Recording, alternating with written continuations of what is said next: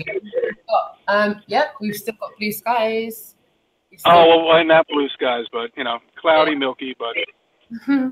Okay, so I think we're broadcasting now. I'm not too... I just need to... If you guys just give me a second, I will confirm. Sure. Everything's coming through okay. I have my cup of coffee here, so we're all set and ready to go. Cool. I'm just going to... if you bear with me a second, I'm just going to click onto it. So there we go. I'm there and I can see the chat room. I think I can. Yeah, I'm on there. Unfortunately, I don't think I can get it on my phone. I can't get the chat. No, I can't do that on mine. Yeah. No? Okay, so I've got a bit of a ramshackle setup. I've got to use my phone and my laptop, and I'm really not very savvy with the whole technological gizmos. But so far, so well, okay. Well, Roxanne and I, Roxanne, we have something in common. Isn't that correct? You believe in the flat Earth. Actually, I don't believe it. I'm gonna clarify for a second. I don't believe the Earth is flat. I know it's flat. I know it exactly, and so do I. So do I. I know it's flat. It's not my belief system was the indoctrination of my upbringing. And that's why it took me so long to get from point A to point B, from being asleep to being awake, because I wasn't going to go. Yeah. As always, yeah. I was going to come out of a belief system and go into a knowing system, knowledge instead of belief. And that's what most people, need to get out of that indoctrination system and get into the real system of knowing that the Earth is flat. And that's what it's, that's how we got into it. That's how the other people that I've spoken to, just quick conversations with people, and quick references to everything that's around us, that you just, obvious stuff, perspective of your eyes. I mean, it just, I don't know. I mean, it's amazing, how long we were all in this. And within the last 4 years, everybody's just starting to wake up and start to communicate with each other. And this is, I'm here in New York, you're in the UK, and here we are talking to each other, and I've spoken to a few people here in New York, but nobody with a real channel, who has real content in there. And that's why I had to get into contact with you and just reach out and say, we should put together something, and let people know about real people. That just everyday people, no commercials, nothing, just real stuff, so people can see how one-on-one interaction to each other would be. And that this is excellent. I love it. It's terrific. Yeah, it'd be great if you were in my kind of meet up and go for some kind of public conversation somewhere. I mentioned that. I want to take this live into a restaurant. Have a big conversation about it in public, and hopefully as many people will eavesdrop on it as possible. Yeah. That's where we're going with this. Irrespective of the people that are tuned in now, I'm hoping that people can watch this back and just see a natural, organic conversation about the indoctrination of our childhood, the awakening, and knowing what we know now. Yeah, absolutely. And I was thinking about the consequences of what it would happen to me if I brought my phone and just laid it on top of a table, ate dinner, had you there, live conversation going as we do now, and the mic on without headphones, just a regular mic, and just having a one-on-one conversation. I would be kicked out of the place, and that would be it. And I made it in the last video I made. They probably escort me out with a boot and say, you've been disturbing the patrons inside a restaurant. So it's that bad. It really is. Yeah. I'd probably get the same treatment, to be honest with you. No, I mean, just everyday, stuff, that's going on. I mean, it just doesn't look right. We're not moving. I mean, we're evidently not moving. We're not going anywhere. We're on a plane here. I mean, it's obvious. There's no indication of movement at all. I mean, you have the stars, which I don't even like to call them that. The amazing light show is what I always refer to. I quite like that phrase, the amazing light show. I've seen so many amateur, I don't know whether to call it amateur, but you know, genuine footage of the stars that we've been shown. Yeah. But Yeah. Okay. All right. Yeah. You know, it just looks like sound. It's like sound. Yeah. So yeah. It's not what they, you know, on a quick pro quo flex. It's not what we're, you know, taught in classrooms. We're opening up science books and science lessons and they're going, look, there's Jupiter, there's Pluto, there's Mars, there's this star, there's that star. And it's just droned into us repeatedly, year after year. We're given tests so that we can show how well we've memorized it. So that it's working, you know, and let's, you know, give them little gratification points as they go, you know. Yeah, and you know, I mean, what is the only thing in a classroom that is consistent in every classroom is the globe.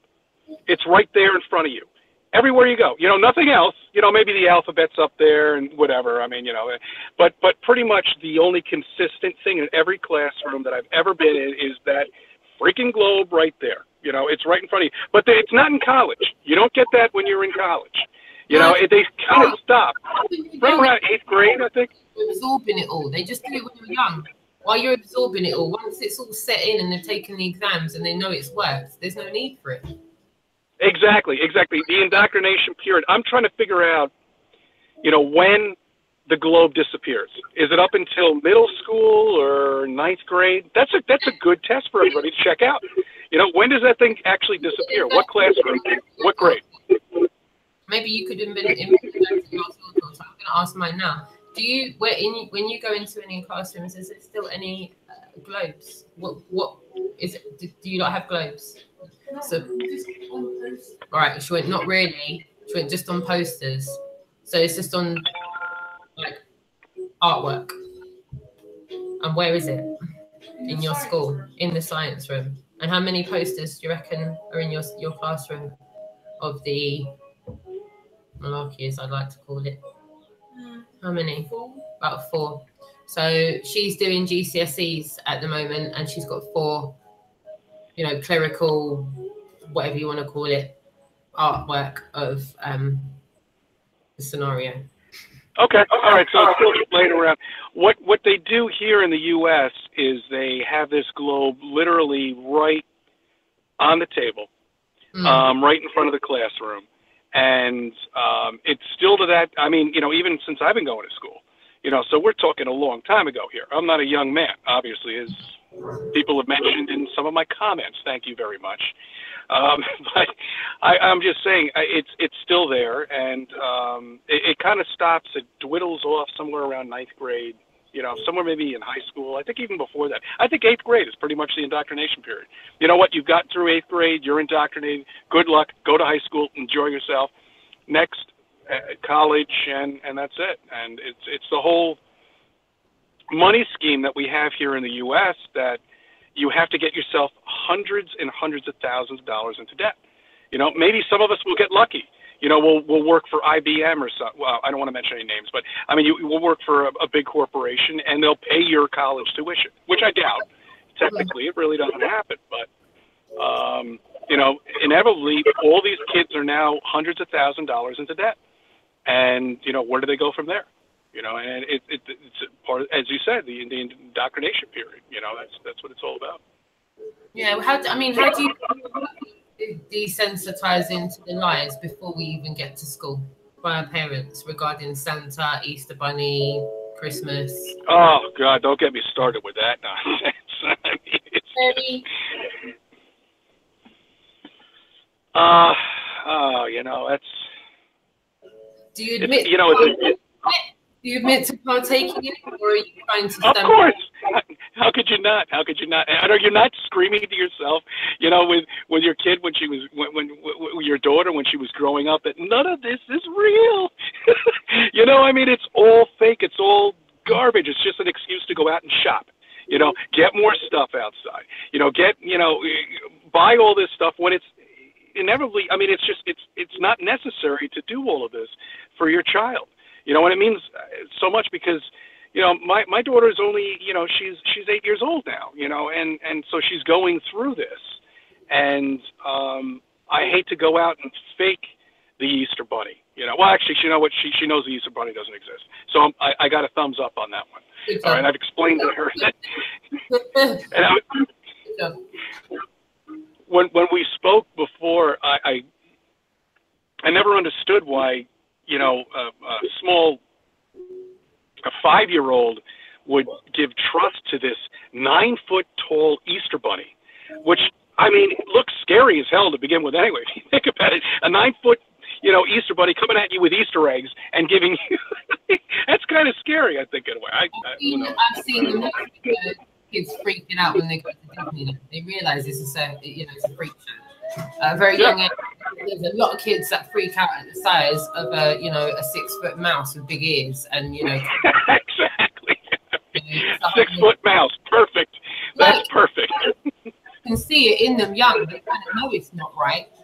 They know it's not right, or they wouldn't freak out. Look, this thing's supposed to look funny, but yet the kid's freaking out, and it's making all the right sounds and making all the right moves, but the kid knows instinctively something's not right with that. There's something wrong with it. And then, we drum it out of them. We drum it out of them with the repeated cycle of indoctrination, year after year after year after year. A little bit like you were saying about 5 + 5 = 11. You told it. And all believe that to be true. Exactly. Be a belief, because it won't be something that you can, measurably prove. It won't be. It will just be a belief, like the globe.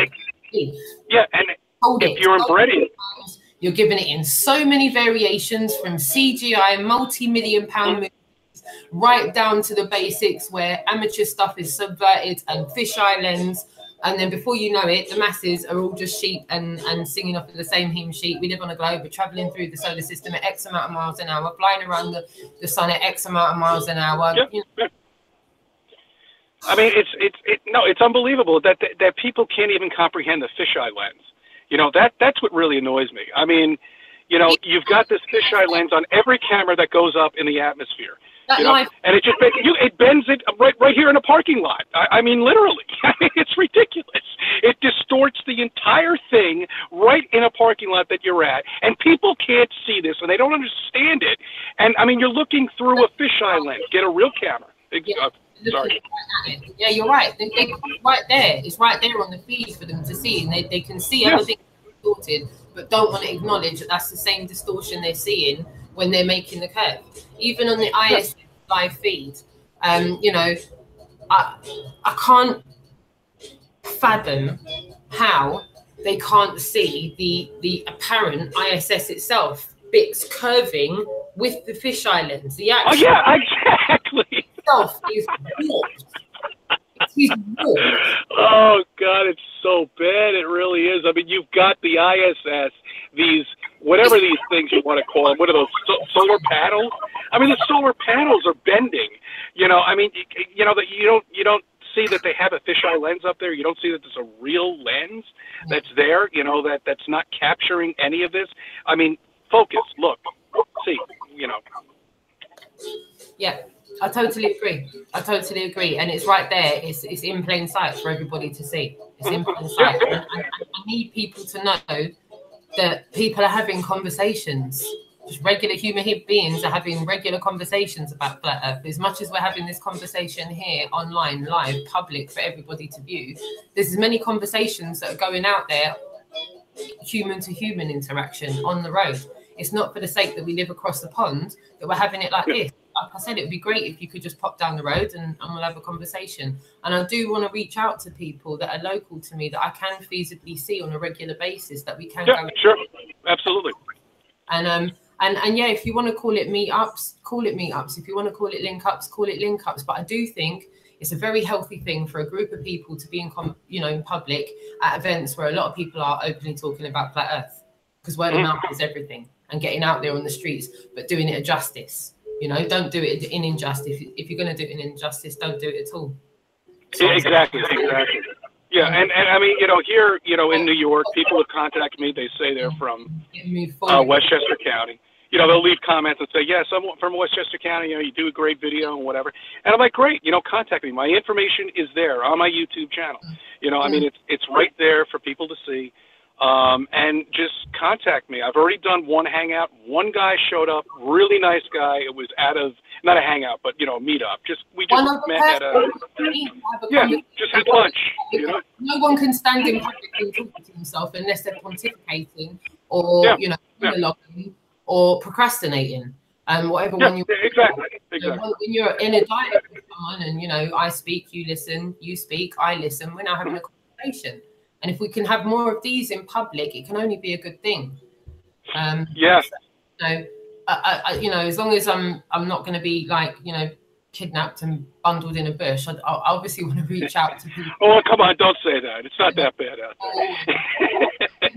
there. like, and that's really what I meant to say, you know. Yeah, no. I can even any of us can connect with, and any of us can meet up in public, and any of us, even if it's a motorway service station on the M1, there's people there. Go and conversate about it in public. Stand in a queue and talk about it. Talk about it.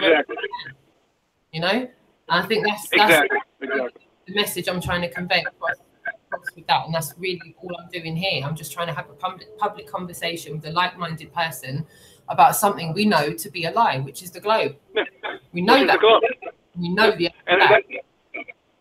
And that goes back to, I mean, we're putting ourselves out there. You know, we're not gaining anything for doing this. If anything, we're losing ourselves. Voluntarily exploiting ourselves. Yeah, exactly. People don't understand that. You know, this is not something. This isn't, you know. Their faces online like this are voluntarily exploiting themselves, whether we like it or not. And there are many others that are doing the same thing. Myself like this to exploiting myself like this. Yeah. And again, I mean, I've heard it in your videos too. Like if you asked me 2 years ago or a year and a half ago that I'd be doing this, I'd say, you're out of your freaking mind. Not a chance. Why would I do this? You know, I mean, but yet the flat earth has to get out to people. People have to understand the reality that they live in. You know, they're walking along this, you know, imaginary cartoon land that they've been grown up to believe, which is bullshit. You know, I mean, it's just total nonsense. And they just haven't woken up. And I can't believe how long I was asleep. You know, I mean, you woke up earlier than I did. You're younger than me. You know, that's excellent. I wish I woke up when you did, because how much more time I had back then, you know, with free time. I don't know what I'd probably be in jail by now. You know, New York State probably would say, hey, look, we're not going to have somebody telling everybody the earth is flat. You know, you got to get out of here. Forget it. Move it along. You know, no. I mean, it's just unbelievable. It really, it's crazy. It is. I was saying about that video that came out about 10 years ago with that government official talking about a whole load of classified. Do you remember that content? Came out about a decade ago, Chris. No, I think you brought it up. C-SPAN. And the guy was talking about classified, a whole load of classified, far beyond your darkest nightmares classified. I think that's what, you know, really started to get under my skin about a decade ago, but it wasn't in relation to flat earth. It was in relation to, you know, it being the smoke and me investigating the fire, and the fire being much more extensive than I initially thought it to be. Okay. You know? Did you see that content? I didn't. I'm gonna have to check that out. I didn't see that. And that was 10 years ago, you said? Yeah, about 2008, 2007, 2008, 2009. I got it. Yeah, no, I definitely have to take a look at that and just you know, brush up on it. We'll, you know what? Look, I'm hoping to do this with you every Sunday. You know, if we have time, and you know, we can kind of you know, make the time for this. You know, and I mean, it's difficult doing live shows. You know, I mean, I'd rather it live where people are seeing one-on-one, that we're talking, and then we can do a little homework during the week. I put some videos out there in the week because, you know, I mean, and just try to do it, you know, as often as we can, you know, whether it being a Sunday or another day, who knows, you know, whatever we can do. I just think people need to see other people. Have the public conversations are the best way forward, I think. I mean, what did you go through in your process of awakening? Do you mind sharing with us how you what kind of first triggered you off? Because I feel it would be useful on playback for people that are still trying to find, you know, full truth. I feel like on playback this will be useful. I feel anyone who can share their journey, you know, it's a useful tool for people that are wakening up. I think it was. I mean, definitely. I mean, I made. You know, I opened the channel up in 2015, and it was probably around that time where, you know, you just stumble across all this stuff in Google, you know, and it just gives you references for something else, and then something came up with flat Earth, and you say to yourself, what the hell is this shit? You know, it's more conspiracy stuff, and that's how you know, you just put that word conspiracy over it. The media loves to do it. It's great. You know, that's all you got to do. You know, and once you put conspiracy over it, gone. But you know, these videos popped up on Google search, and I kind of put them away, and I didn't want to even look at them. At the time, I mentioned it a couple times in my videos. I was looking at, you know, Mars bases. You know, I believe there was a planet up there. You know, I believe that we could actually physically go there and travel there. And I was looking at that, and, you know, again, flat Earth comes back up. Flat Earth comes back up. I was like, all right, you know, let me just take a look at this goddamn thing, and that's what I did. I looked at it, and it just doesn't make any sense that when I was a kid in school, I hate to say when I was a kid. I mean, you always hear that from your dad. I want to state it a different way, but yeah, when we were growing up, in my generation, we were brought up to believe that our solar system was stationary. The sun was there, wasn't moving, maybe wobbling around a little bit, you know, and all the planets were moving around it. And recently, in the last, I don't know, maybe 4 or 5 years, they're teaching our kids now that this freaking sun is traveling at 65,000 miles per hour, shooting across the universe. All these planets are, you know, moving with it because of the gravitational pull, and we're over this Oort cloud, you know, and that's how all these planets aren't being, you know, thrown off, because the gravitational pull of the sun, and we're spinning at 1,000 miles, you know, per hour. The Earth is, and I mean, how confusing is that for a child? You know, who's like 8 years old? How can they comprehend of all of this, all these numbers and all this, you know, nonsense? You know, and they just seem so insignificant. So science to them is completely, in the U.S. at least, thrown off to the side. They don't even want to have anything to do with it because they can't really comprehend all of it. And it's not anything like that. It's simple. You know, we're a plane. We're a flat plane. Moving nowhere. How's your journey been since knowing the Earth to be flat? As soon as it dawned on you that there was no going back, and you'd done everything you can to suffice, coming from one belief to knowing something else, because of course none of us want to come from believing something to believing something else. Can you put the other thing in as well? None of us want to come from believing one thing to believing something else. So I take it you spent some time going through the fact that you didn't live on a globe, and when you did finally realize that there was no other research to be done, and that, you know, definitively speaking, you live on flat Earth. How has it been for you since then? Difficult, you know, for as I'm sure it has been with you, that you finally realize, because here I've had nobody to talk to, and this is why I find this so important that we're communicating. I mean, I've spoken to a few people around the area. I speak to a guy, Johnny, in Staten Island on a weekly basis. He's a great guy. And I'm trying to meet up with him. Yeah. But other than that, you know, it's really, you know, been, we're alone on this. And you wake up every day knowing, you know, the truth. You know, knowing that you could never go back to the globe. You could never go back to the CGI. You could never go back to any of that. And you try to wake people up. And that's really all we can do. I mean, there's no going back to no, there's absolutely there's no way that any of us could go back, unless if somebody came over here and brainwashed me. There's just absolutely no way. I mean, you can't. This is something you're going to live with the rest of your life. And that's why a lot of people say, don't go down that rabbit hole. You know, because that's it. You're done. You know, this is it. This is reality. This is. It is. That's entirely it. And how has it been for you since, you know, can I just, I'll interject here with me. As I've said in previous live hangouts of mine, I awoke in, you know, 2014, 2015, fully after doing all of my research. So I started my awakening journey and became fully awake and knew the earth was flat. Since then, I've not really been an avid content maker, I'll be honest with you. I've got many social media outlets that I use personally with my friends and family, and, you know, sharing memories and sharing experiences with family members that live internationally. It's one of the ways that I stay connected to them. But one of the tools that I used in my research was YouTube.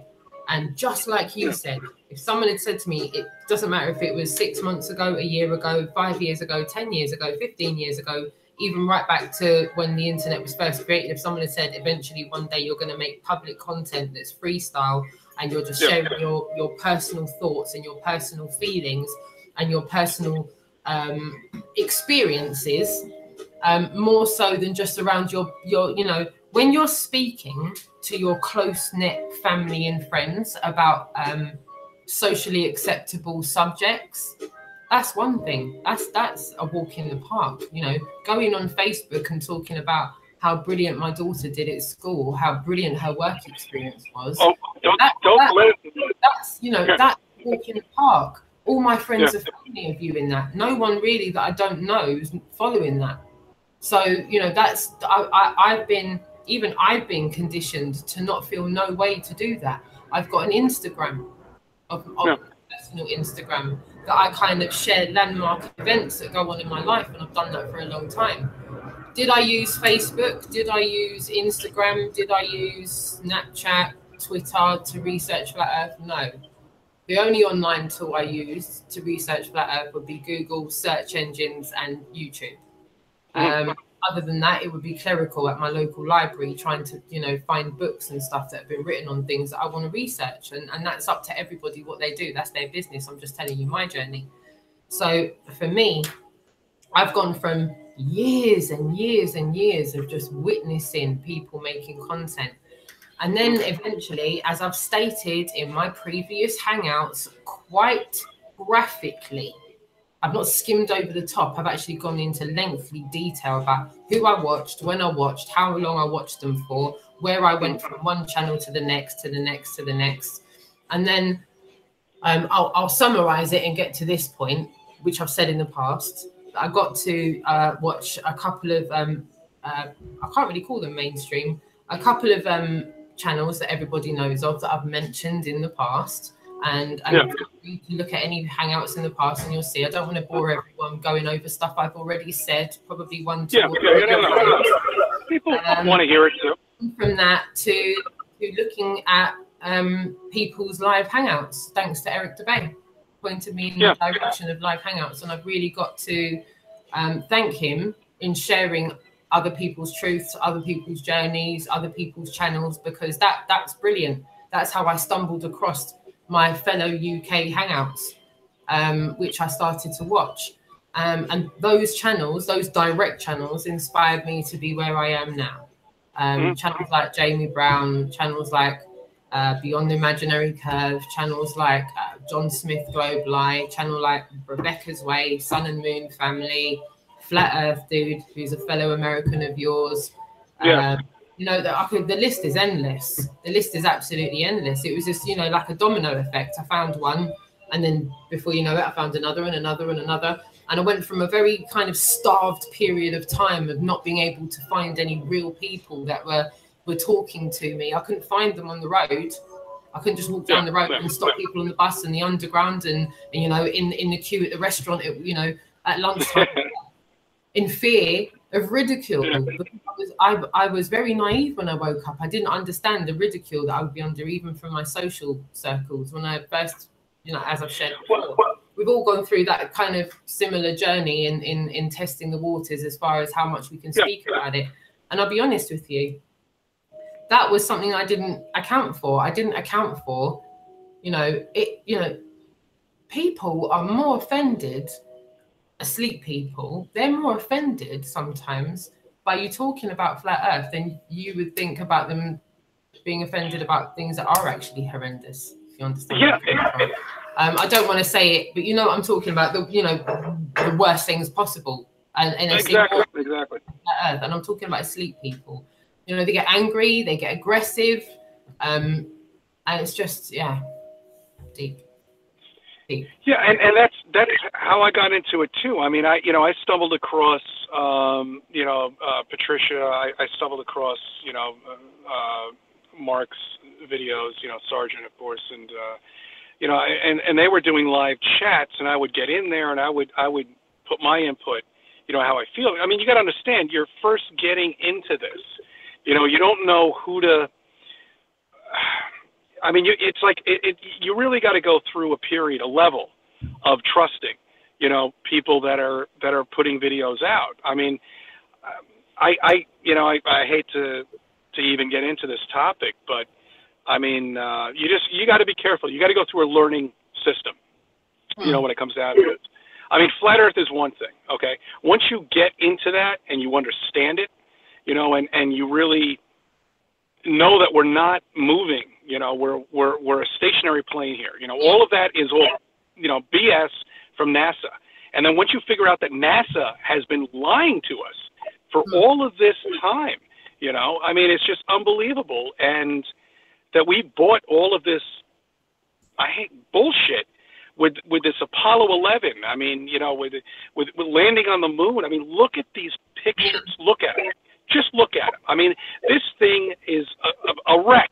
It's a freaking wreck. I mean, if I ever made a tree house, whenever I do, if I would look exactly, it would probably be better than what they made that said that traveled 265,000, miles up to the moon. I mean, it's just, all the pictures are there. It's right in your face. All the evidence is there. And it's been there for all of this time. I look at the generation that was originally viewing this, back in '69 on TV, and most of them didn't even have TV back then. They were listening to this thing on the radio.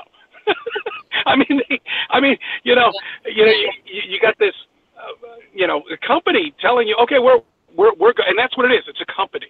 That's all NASA is. Another company, just like every other company that you go out and see. It's all it is. It's a company. It's making money. It might be part of the U.S. government, whatever. I don't care. It's bottom line boils down to a company, a money-making company that's been lying to us, that has had Hollywood obviously documenting all of the CGI nonsense and all the planets, and everything you see is just complete. It doesn't exist. And that was such a disappointment for me, because I was a Star Trek guy. I still watch it on the BBC over there, by the way, on your station. I have it in the background, I look at it and I'm like, oh man, Jesus Christ. I thought we could get out there. I really did. When all of us, no.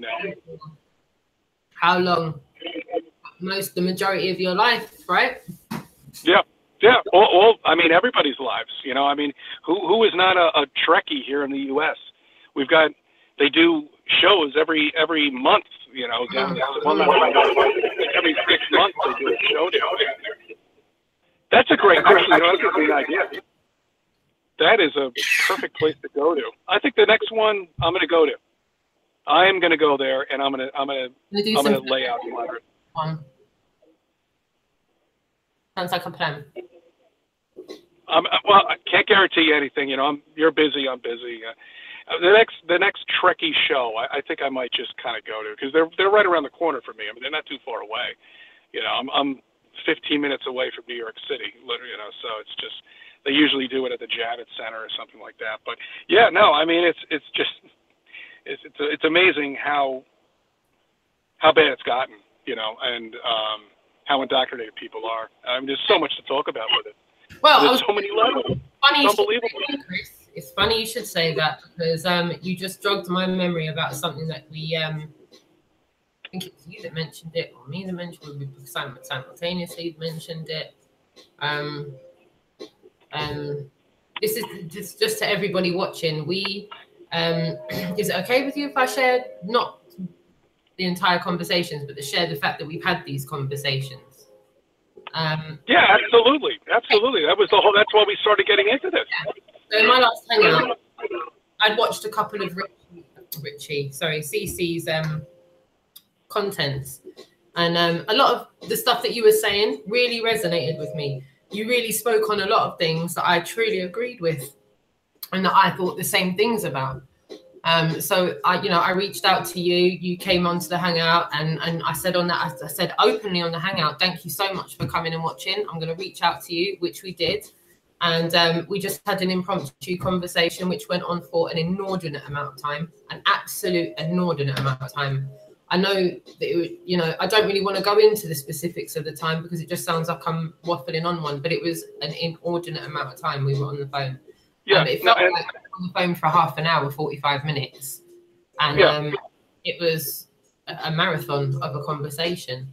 It was just, there was just so many things that I wanted to carry on talking about and get your opinion on and share my opinion on and go back and forth about, because sometimes that's how you develop your thought process, by having organic conversations that you haven't had yet, and allowing it to happen naturally. And then you can sometimes come to not a new conclusion, but to a new, angle, perspective. I don't know whatever you want to call it, but you develop, I feel, things that you know about when you're sharing a conversation with someone that's had direct primary experience with something as well. So if you're talking about something that you've got measurable proof of with someone else that's got measurable proof of more or less the same thing, I feel that you can kind of develop what you know on these things, And I think that's how we got to that kind of conversation that we had about a certain aeroplane. I don't know if you want to go on from there. I definitely want to talk about that with you. Absolutely. There was one thing that I do want to mention to everybody who's out there, and that's the problem. We're being stifled. We don't have anybody around our area that we can sit down and have a conversation like this one-on-one. And it's very difficult to find somebody like that. Google search actually put me on your channel. And that's how I found your channel. Really? It was you. You just popped up out of nowhere after whatever the content you put on there, and that's the most. What was it you were searching at the time? So you weren't on. Are you telling me you weren't on YouTube when you found me? You were on no, I was on YouTube and I was going through my videos, just checking out, answering comments on there, and then the suggestion panel pulled up, and then. Your videos, Roxanne, pulled up. And I said, all right, let me check out. You were doing, I think it was a live chat or something like that. And so I popped in there and I kind of checked it out real quick. And I was like, hey, this is a real, person, obviously, that I can have a conversation with one-on-one. And that's what flat earthers have to do. And we don't have that opportunity. Most of us don't. You need to speak to somebody who's thinking like you. You've got to get all of this. You can't keep it suppressed inside of you. All of the ideas and all of, everything that's inside of us has to be brought out by somebody else in a way. That's why these conversations could go on forever. They really can. And that's why it's important that people get into contact with each other. And we just can't, because we don't know who to talk to. We don't know who to trust. We don't know. Okay, it's a drama show. Yeah. It's boring. It really is. And that doesn't do the truth a service. That does it in a disservice, if you want to call it that. I don't want to have gone through the arduous, and I stress the word arduous, journey of awakening to get to this point, to be brave enough to make content to then face that. Mm-hmm. Exactly. I'm going to speak for myself, but if anyone, thinks I've come this far, been brave enough to make content like this, only to face rubbish like that, has genuinely got another thing coming. Exactly. And I agree. Because I haven't got any ego. I'm just here as a regular human being, way out of my comfort zone, Chris. I am so way out of my freaking comfort zone. It's insane to be calm and collective and try and poise myself compasmentiously to talk like a regular human being, because I understand the ridicule that's within the flat earth movement, community, tribe, clan. Have we got to reel off a list of names to stay politically for fear of retribution of using the wrong word? Group. I'm not in a group. I'm not in a clan. I'm not in a tribe. I'm not part of a, you know, an undercover movement. I'm just me one, you're you. I'm not vouching for you. You're not vouching for me. We're just having a conversation. Yeah, exactly, and that's what it's about. It's like, this is the most. If I'm going to get shot down, or if you're going to get shot down because of our timeline of YouTube content and how long we've been here, like, I don't know what to say. One of the first things I said personally, I don't know about you when you started making content, was about my journey. Yeah. It was about how I got here, so that I had that clarified from the get-go. So it bewilders me how people can still come at me about how I came to be here. Have I got to reiterate an hour and a half conversation with myself, because it was with myself? I was speaking to a camera at the time and not conversing like I am now. But, you know, have people have people, you know, like yourself and myself and others like people, and look, I'm all watching what I'm saying. If I say people like us, I'm not talking about us as in a group. I'm talking about human beings. Let's just use the word human beings. Have human beings got to constantly vouch for themselves every time they publish? Oh no, did I lose you? Shit. I knew it was the case, then fine. Okay, no, you're good. Tell me now, and I'll do that, and that's fair enough, and we'll do that every time. But I'm not sure that that's conducive to the truth. As long as I give a reference and say, look, go back to that video, I'm fine. Please go through it with a fine tooth comb. I'm fine with that. I've got nothing to hide. You know? Yeah, and that's you know. All right, maybe in another one that we do, I lost you. You there? We're in and out here. All right. Well, you know, hey, look, this is the first time we're doing this, so yeah. you know, I mean, I don't like to see professionalism. You know, I mean, not that I don't not like it in a way, but I mean, I want to see one-on-one. I want to see people talking to each other. I want to see organic, as you say, conversations with the reality that's going on and what we all have to deal with here. I mean, we've got 90% of the population out here that are just, I mean, they're so indoctrinated to a point where it's just so bad that you can't even bring up chemtrails with them. You know, I mean, you see it every day. You see these trails in the sky. You know, they're crisscrossing. They're doing checkerboards up there. They're morphing into clouds that are covering the entire freaking sky.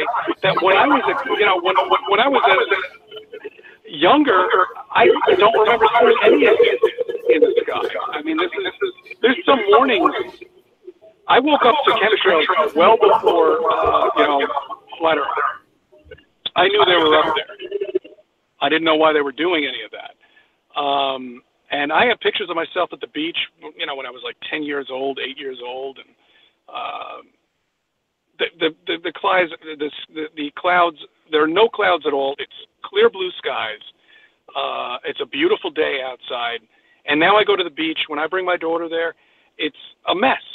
You know, it's totally covered. You can see these planes coming back and forth. People won't even wake up to that. You know, I mean, they don't even see that they're doing something up there. You know, and there's a million rumors on what the hell they're doing. I have no idea. I don't really care. This is not the point. My point is, look, they are spraying shit up there that we don't know what they're doing. And it's abominable, and nobody sees that. I mean, if they can't even see that, then forget about flat Earth with them. You know, go back to sleep. You know, that's it. Would we be, and me and you right now, I can't vouch for anyone else in the chat room or anyone else that's watching. Could I try to clarify right now? Could we at least completely, 100, wholeheartedly agree that even if we can't prescribe to know exactly what's going on in the sky with these chemtrails, can we prescribe to know that something's not right with it, at least? Absolutely. No? Of course, those weren't there. Prepared to vouch for any specifics as to what it is, but one thing I definitely feel I know for sure is that something's a rife up there that they're doing. Yeah. Cover up something, I'm not sure, but you know, I can't get much past with things. I'll be honest, with new things that I'm open to, like this, like chemtrails and stuff, I feel like I'm still focused on pushing the awareness out about flat Earth than to spend time on researching chemtrails, because I know that there's a lot of like here we go again, community, group, movement. Yeah, exactly. Exactly. People that are brilliant at research. We have a lot of people that are brilliant, and I'm talking internationally, UK, Europe, everywhere. There's a lot of brilliant researchers. There's excellent public speakers. There's excellent analytic people that can analyze things and call them out for what they truly are. Whether it's manipulated footage, whether it's manipulated audio, visual, you name it. With the here we go again, the community, the movement, the tribe, the clan, the group, whatever. I've been trying to think of a name too myself. Is flat Earth and the truth going to end up like Prince and just have a symbol? Are we just going to have a symbol? Does anyone, and I'm sorry to do this, Chris, but this is one thing that seems to be cropping up with a lot of people's content. People that have, let's say, non-confrontational hangouts, and alike people that have, hangouts that have issues and people that don't have issues, all seem to collaboratively have issues with being called negative comments for what the human beings are calling flat Earth. So what's it to be? Is it to be movement, group, individuals? Are we just calling it the truth? But what do we refer to it as when we're conversating with people in public? That's all I want to know, because I'm really confused. Every time I keep using a word, I keep getting called out for it. And I know you can't please everyone all the time. You can only please people some of the time. But I'm just reaching out to the chat room right now. I don't expect everybody to jump on what I'm saying, but I'm genuinely reaching out. What's everyone comfortable with calling an amount of human beings that all know the Earth to be flat? Do we have to say that? Human beings that know the Earth to be flat. That's what I'm going to refer to it as a generic sentence every time I refer to everybody that can agree on the fact that we live on the Earth because we know it to be a fact. We've got measurable proof. But I feel we need to get these things in order, in the sense where we can avoid having pointless tittle tattle back and forth about words that are being used and being taken. Well, that's exactly, and that's where the media comes in. And I hate to even coin the media as fake media, because the media has called themselves fake media. But I mean, the media has made every community these ridiculous names. And they've coined everything with these ridiculous names. So it's difficult to come up with, our situation, everybody's situation of what do you call a flat earther? I don't want to be called what do you call a lot of human beings that are flat earthers? Yeah, exactly. What do you call a lot of human beings that know the Earth to be flat? There we go. That's the question I'm asking. Yeah. What do you call a lot of human beings, collaboratively speaking, what do we call them? What do we call them? That is an excellent question. I mean, I could think of so many names, but something that's suitable for this, that everybody should. I don't know. Absolutely anything I think of will be taken the wrong way. And exactly. What's worse is there's members of the truth community that are behaving like mainstream media and putting twist and spin on more or less everything everyone is saying. And that's what hurt. It hurts. Yeah, and that's why we're being suppressed. It's almost, there was another channel that was even saying, because we don't even know who the flat earthers are around. I mean, there could be somebody right down the street here. We don't know who is who.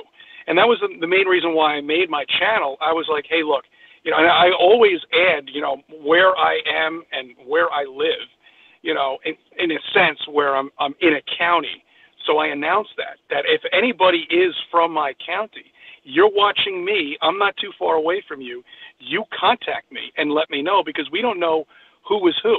You could be a lawyer, you could be a policeman, you could be anybody, but we need to contact each other, and we need to talk to each other. And we've got to, form some sort of, organize inside of, you know, areas. I mean, I love talking to everybody, you know, but I get so pissed off that we're just so far away from each other. I'm so I mean, you know, it just sucks. I don't get it from 9 to 5. I've got to go around and sleep people from 9 to 5. So by the time I get home, by the time I've done my mummy moding and my kids and done the housework and done the cooking, I'm starved of it.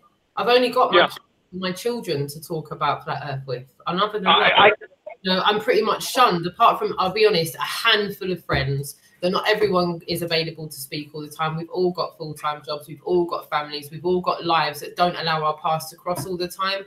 So, you know, awakening, this is something I want to talk about in a second. But Chris, can I just leave you with everyone for a second, because I do need to use the bathroom upstairs. I'm so sorry. Yeah, sure. I'm gonna take an intermission too myself. So I'll talk to everybody out here. So I mean, this is absolutely true. I mean, you're watching the show. You're here. You're the smartest people in the world for being here right now watching this conversation. And I've gotten into it so many times that I've just said to everybody that if you can put videos out there or get into contact with people that are around your area and kind of organize something, you know, and just meet people. And that's what you got to do. If you're a real person, this is what you're going to want to do.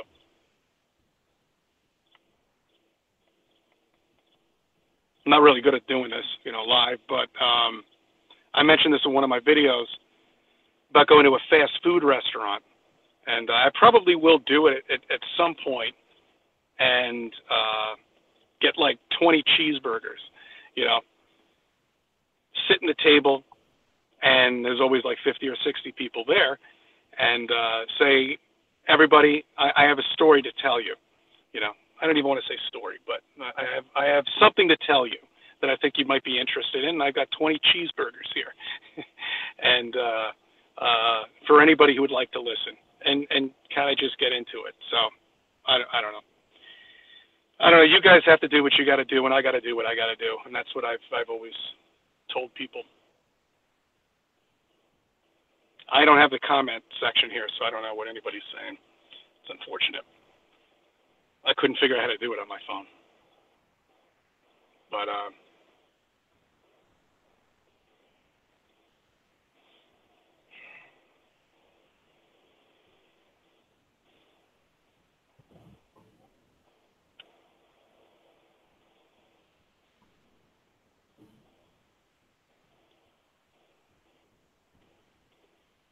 so I'll try to put a video out like that at some point.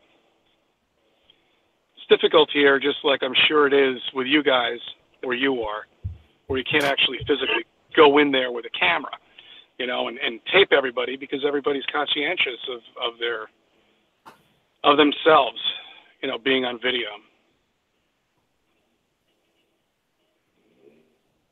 But, all right, I'm going to take a little break myself. We'll be back.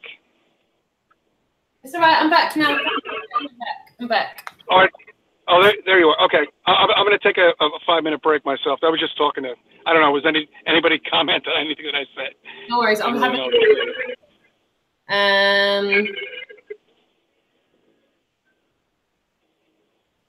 You know what? I'll be honest with you, Chris. There's so much to go through in the comments. I'll probably. Oh, I could imagine. Yeah. No, I don't even know how you're doing it. That's why I hate to break up the conversations, because you just want it to flow. Yeah. Take a break. I've got a couple of things that I want to say regarding some other bits and pieces anyway, and then we can get back to our conversation, which is all good. Yeah, sure, absolutely. Yeah. So regarding awakening, speaking in public about Flat Earth, personal testimony, landmark events within our generation, direct knowledge prior to our generation, realistically, how far back are the distortions and lies prior to our generation?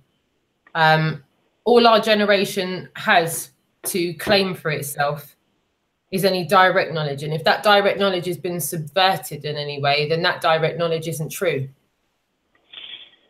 So once our generation's gone, if the truth hasn't come out, then the next generation will have a subverted view of this knowledge, which is that the indoctrination, the lie.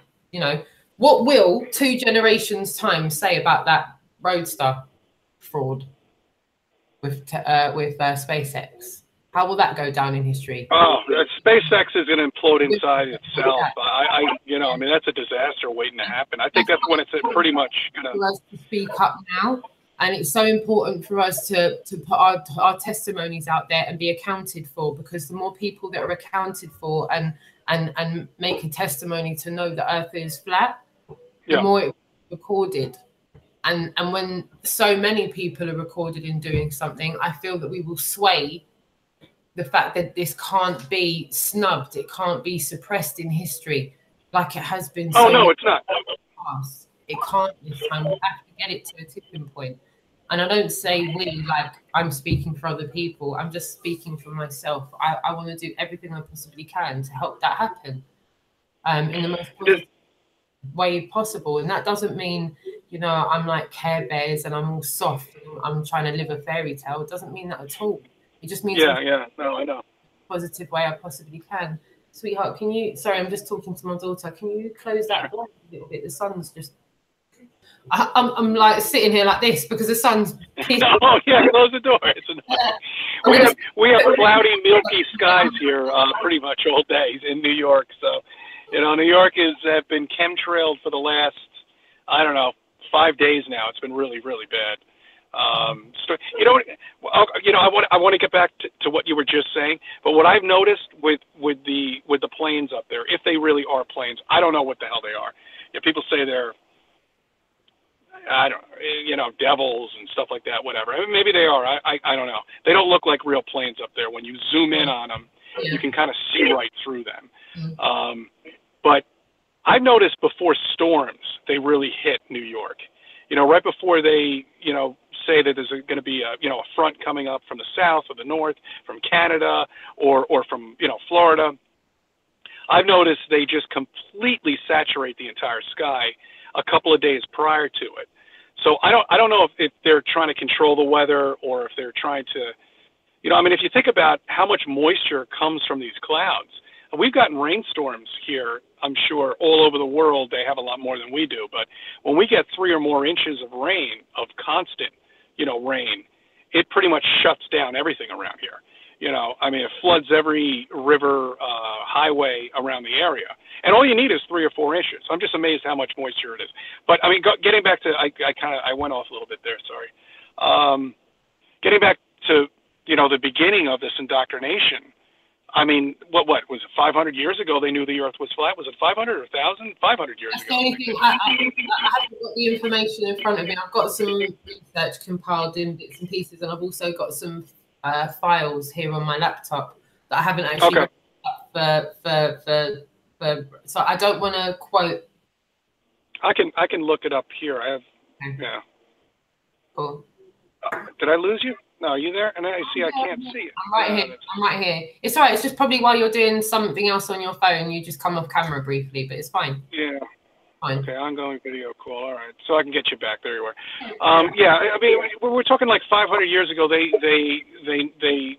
knew that the earth was flat, and then at some point or another, in the last couple of 100 years, I guess, they figured that this is not true. We had Copernicus. We had a lot of scientists back then that we were told proved gravity.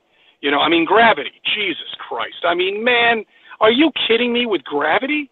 That is the most ridiculous theory that you could possibly ever imagine. And we were brought up to believe this. We haven't even drilled 8 miles. 8 miles is the furthest we've gone down the soil. We can't get any further than 8 miles. We have no idea what is below us at all. When you were asleep, would you have been offended, angry, aggressive at someone that was trying to show you that gravity isn't legit? Didn't exist?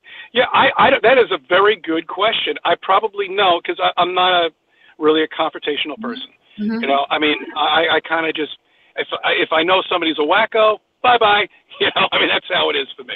I'm not going to even bother. It's not going to offend me. But some people really, really get offended to a point where either they're trolls and they're being paid, to attack us and other, YouTube channels, or they're just don't know, genuinely just wacko, you know, that they can't seem to comprehend that there is no gravity that we've been taught at all. I mean, the gravity is so bad, I mean, in the sense that the word shouldn't even exist. Lie, magic, maybe is the best word to say, because we don't know what it is. The mathematicians give us this freaking book and all this other bullshit about nonsense we'll never freaking understand. I mean, look at all the computations, look at all the calculus, look at everything that's in there. Are you ever going to understand it? No. So, I mean, you've got pages and pages of bullshit, and that's going to shut the regular guy up, or woman, whatever, and say, I don't understand it, I don't care, you know, it's some molten magna that's in the middle of our planet that's creating this nonsense, when really it's not. It's right above you. That's gravity. It's air pressure that's pushing you down. As long as you're heavier than air, you have just invented gravity. That is the definition of gravity. You're heavier than air is the best way to describe gravity, I think. Yeah, I fully agree. I fully agree.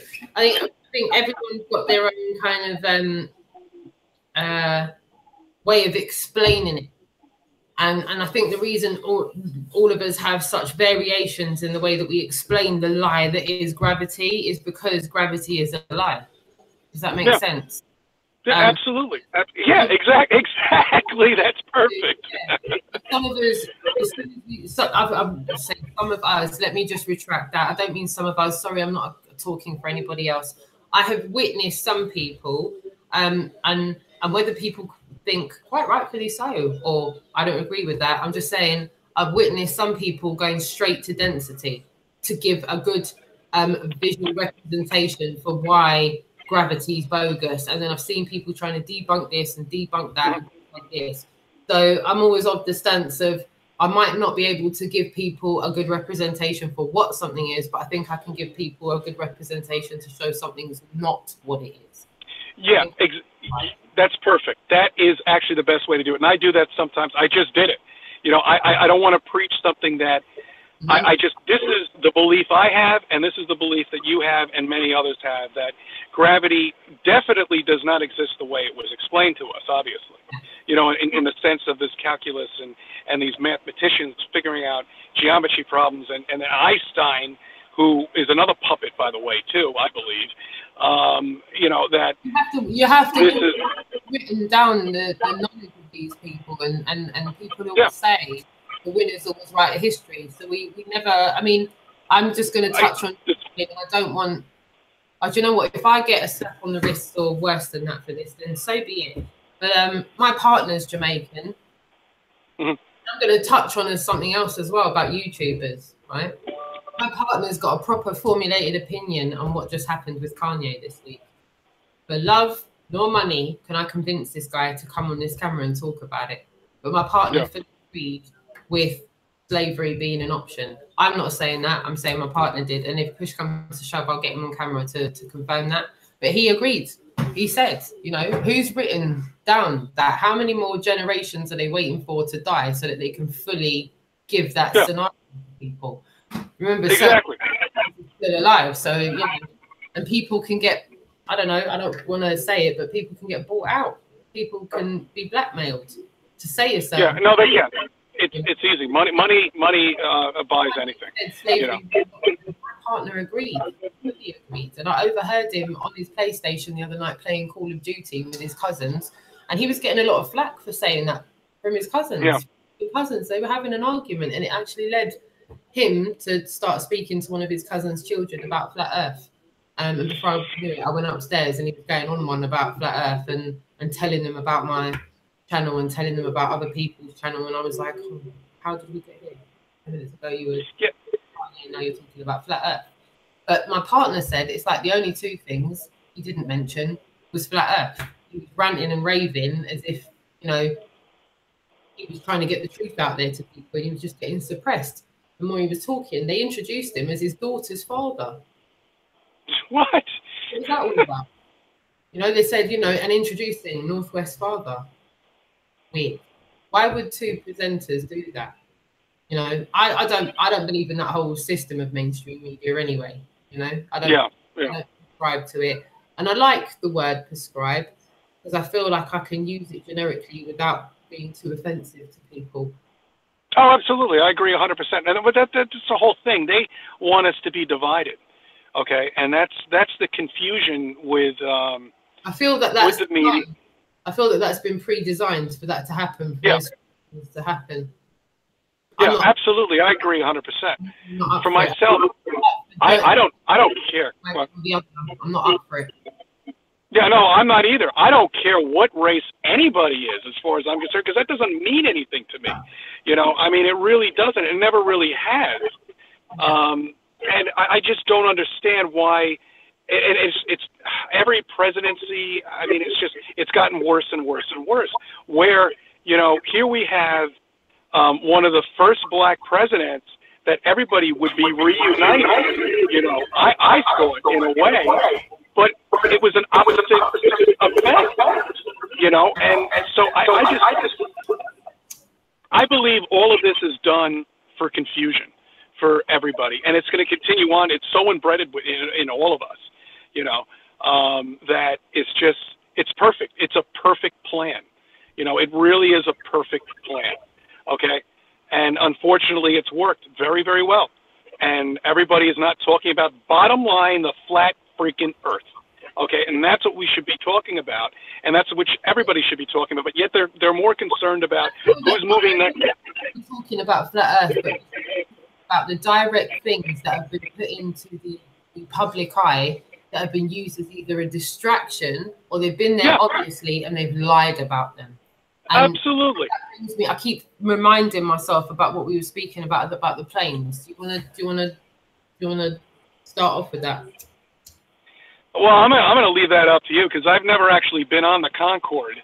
That is quite an expensive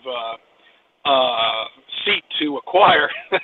However, I can just give a quick background. You know, on the plane itself, it was actually first, I believe it was built in 1969, was the first flight.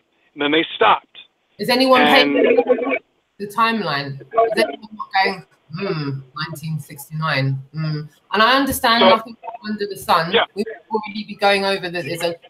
I just want to give full respect to everyone in the chat room that's given this subject some airtime, because there may be a hell of a lot of people in the chat room that have spent months looking at this. And just before we go on, I just want full props to everybody that has paid attention to this, because think about it in hindsight with what we're going to say, we've all paid attention to this and not paid attention all at the same time.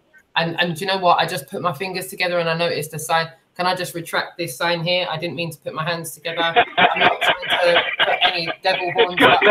So can I just go and go ta-da? I didn't do that. I'm sorry. I'm not doing things on purpose. I speak with my hands a lot, and sometimes I get carried away with myself. And I said, maybe I subconsciously do these things.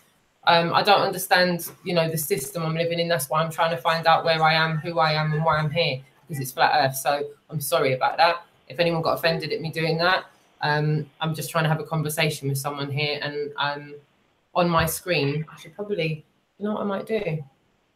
I'm frightened. Can anyone tell me in the chat room if I minimize this screen, will it cut the live? I'm frightened to cut the live stream off. Jessica, do you know? Can I minimize this screen just now without cutting the call off? Are you minimized right now? It's really difficult for me to concentrate. As soon as I speak, I can see a big picture of myself on the... Yeah, I know. So do I. And that's what I'm looking at, too. And you in a little box. That's why it's kind of weird. Watching, I'm like... for me. And I know she's my family, so you might think she's being biased. But I'm like probably the most self-conscious, unconfident person you will ever meet. And for me... Hey, I'm in the same boat, too. I mean, I was a lot better looking when I was in my 20s. So I don't like looking at myself either. I understand that, I can't speak for you, but I might rub people up the wrong way. People might not like me, and I'm not out here to please anyone. I'm not out here to get anybody's approval. But me, myself, I'm not this person to be on camera. So if anyone's in the chat room, can anyone tell me, as I'm on here just now, I'm please, no sabotage. I'm not down for sabotage, because all that's going to happen is I'm just going to call Chris back and go back live again. So Yeah, so what's the point, you know? Yeah, so there's no point in that. I'm just going to restart it and still have a public conversation, so that's null and void. But can anyone tell me in the chat room, if I click the little minus button beside the square, can I minimize this and still have this conversation with Chris and be live? But I don't want to watch myself on the camera if possible, because it's like messing up my train of thought. I'm not a vain person. I don't look at myself, but I'm just like, as I'm talking to you now, it's like I'm looking at myself. It's weird. No, I know. It's weird, isn't it? It's kind of breaking our concentration in a way, too. Yeah. I don't even know how to do it on this. Yeah. You know, I bet your daughter knows. I'm going to try and do something with it, because I need to remove myself off the screen because it's doing my head in. Let me see if there's anything that I could do. Good. Bye. So you're looking at yourself on the big screen? Sam's gone. That's brilliant. That's brilliant. The camera's still where it should be. Hopefully everyone can still see me and I don't have to look at myself. So that's perfect. Like, it's you got it? Together. Can you still hear me and see me, everybody? Please tell me everyone can see the hangout. I can still see you here in the hangout. You're fine. You can still see me. Hopefully everyone can still hear us and see us and still witness the conversation. Yep. So yeah, perfect. So yeah, sorry, where were we? Yeah, planes. So, okay, so this was, I mean, I think the first flight was in '69, and then they stopped. And then they brought it back and commercially out on the market, and you know, where you could buy a ticket for it. I think it was like '76. I'm not 100% sure. Somewhere around there, I think it was like the first flight. Actually got some facts for you. Okay. The first prototype Concorde was 001. And it was rolled out of its hangar in Toulouse, France in 1967. Its first flight was the 2nd of March. So you were absolutely right, Chris. Its first flight, however, was the 2nd of March, 1969 from Toulouse. So that was a paid flight. Okay, all right. The prototype plane was rolled out 2 years before the abominable, catastrophic fraud of the moon landing. Yeah, exactly. And that was 1969. That was in July. I think that was, you know, whatever, July 4th, I believe it was that weekend. So all of this happened at around the same time. You know, here they invented a plane that could travel. Hold on, let's just get it right. The actual first commercial flight, though, wasn't actually until 1976. Yeah, that's what I was going to say. 1976. Simultaneous flights. There was 2 simultaneous flights on the 21st of January 1976. One was from London to Bahrain, and the other one was from Paris to Rio. Okay. Sorry if I'm wrong. If anyone's in the chat room and they're an avid researcher, if anything I've said so far is wrong, please tell me, because I don't want to do the truth, you know, an injustice. I'm only trying to spread awareness. So please, when I'm being specific about things, if I'm wrong in any way, please give me constructive criticism. I want to get things right first time, and that's what I'm about. But yeah, the first commercial flight, Chris, was 1976. So there was a little bit of time for the whole fraud of the moon landing to seep in. Yeah, exactly. So, you know, that was obvious. Well, we all know that was fake, and we all know that was a prop thing. But yes, so they came out with this plane in '76 and, you know, brought it to the public where, hey, look, you can get to London in 3.5 hours, you know, from New York, which is amazing. You know, I mean, Shay, what does it take? About 7.5 hours if I was to get on a plane to go to you? I mean, there you go. Yeah, that's a long time. We're looking at about 7.5 hours. So realistically, Concorde was able, and should we use the word sunlight, daylight? It's up to you. Yeah, I mean, you're either, if you want to, well, actually, either one will work fine because you're going faster. Okay. So really speaking, if you took off, and it doesn't really, you know what, I thought about it, but you use any day of time you want, any doesn't make a difference. Yeah. Any hour within the 24-hour system that we've got. Yeah. You take off from London Heathrow and you fly from Let me get this right first time. It's fine, I'm on camera. I prepared myself for this. So please just bear with me a minute. I'm going to give this to you straight up. Sure. Okay. Traveling westwards, the 5-hour time difference between London and New York means Concorde lands before local arrival time catches up with local departure time, therefore equals beats daylight by a margin. Let's just say a margin. Yeah. Let's not be too specific because I don't want to prescribe to a model, okay?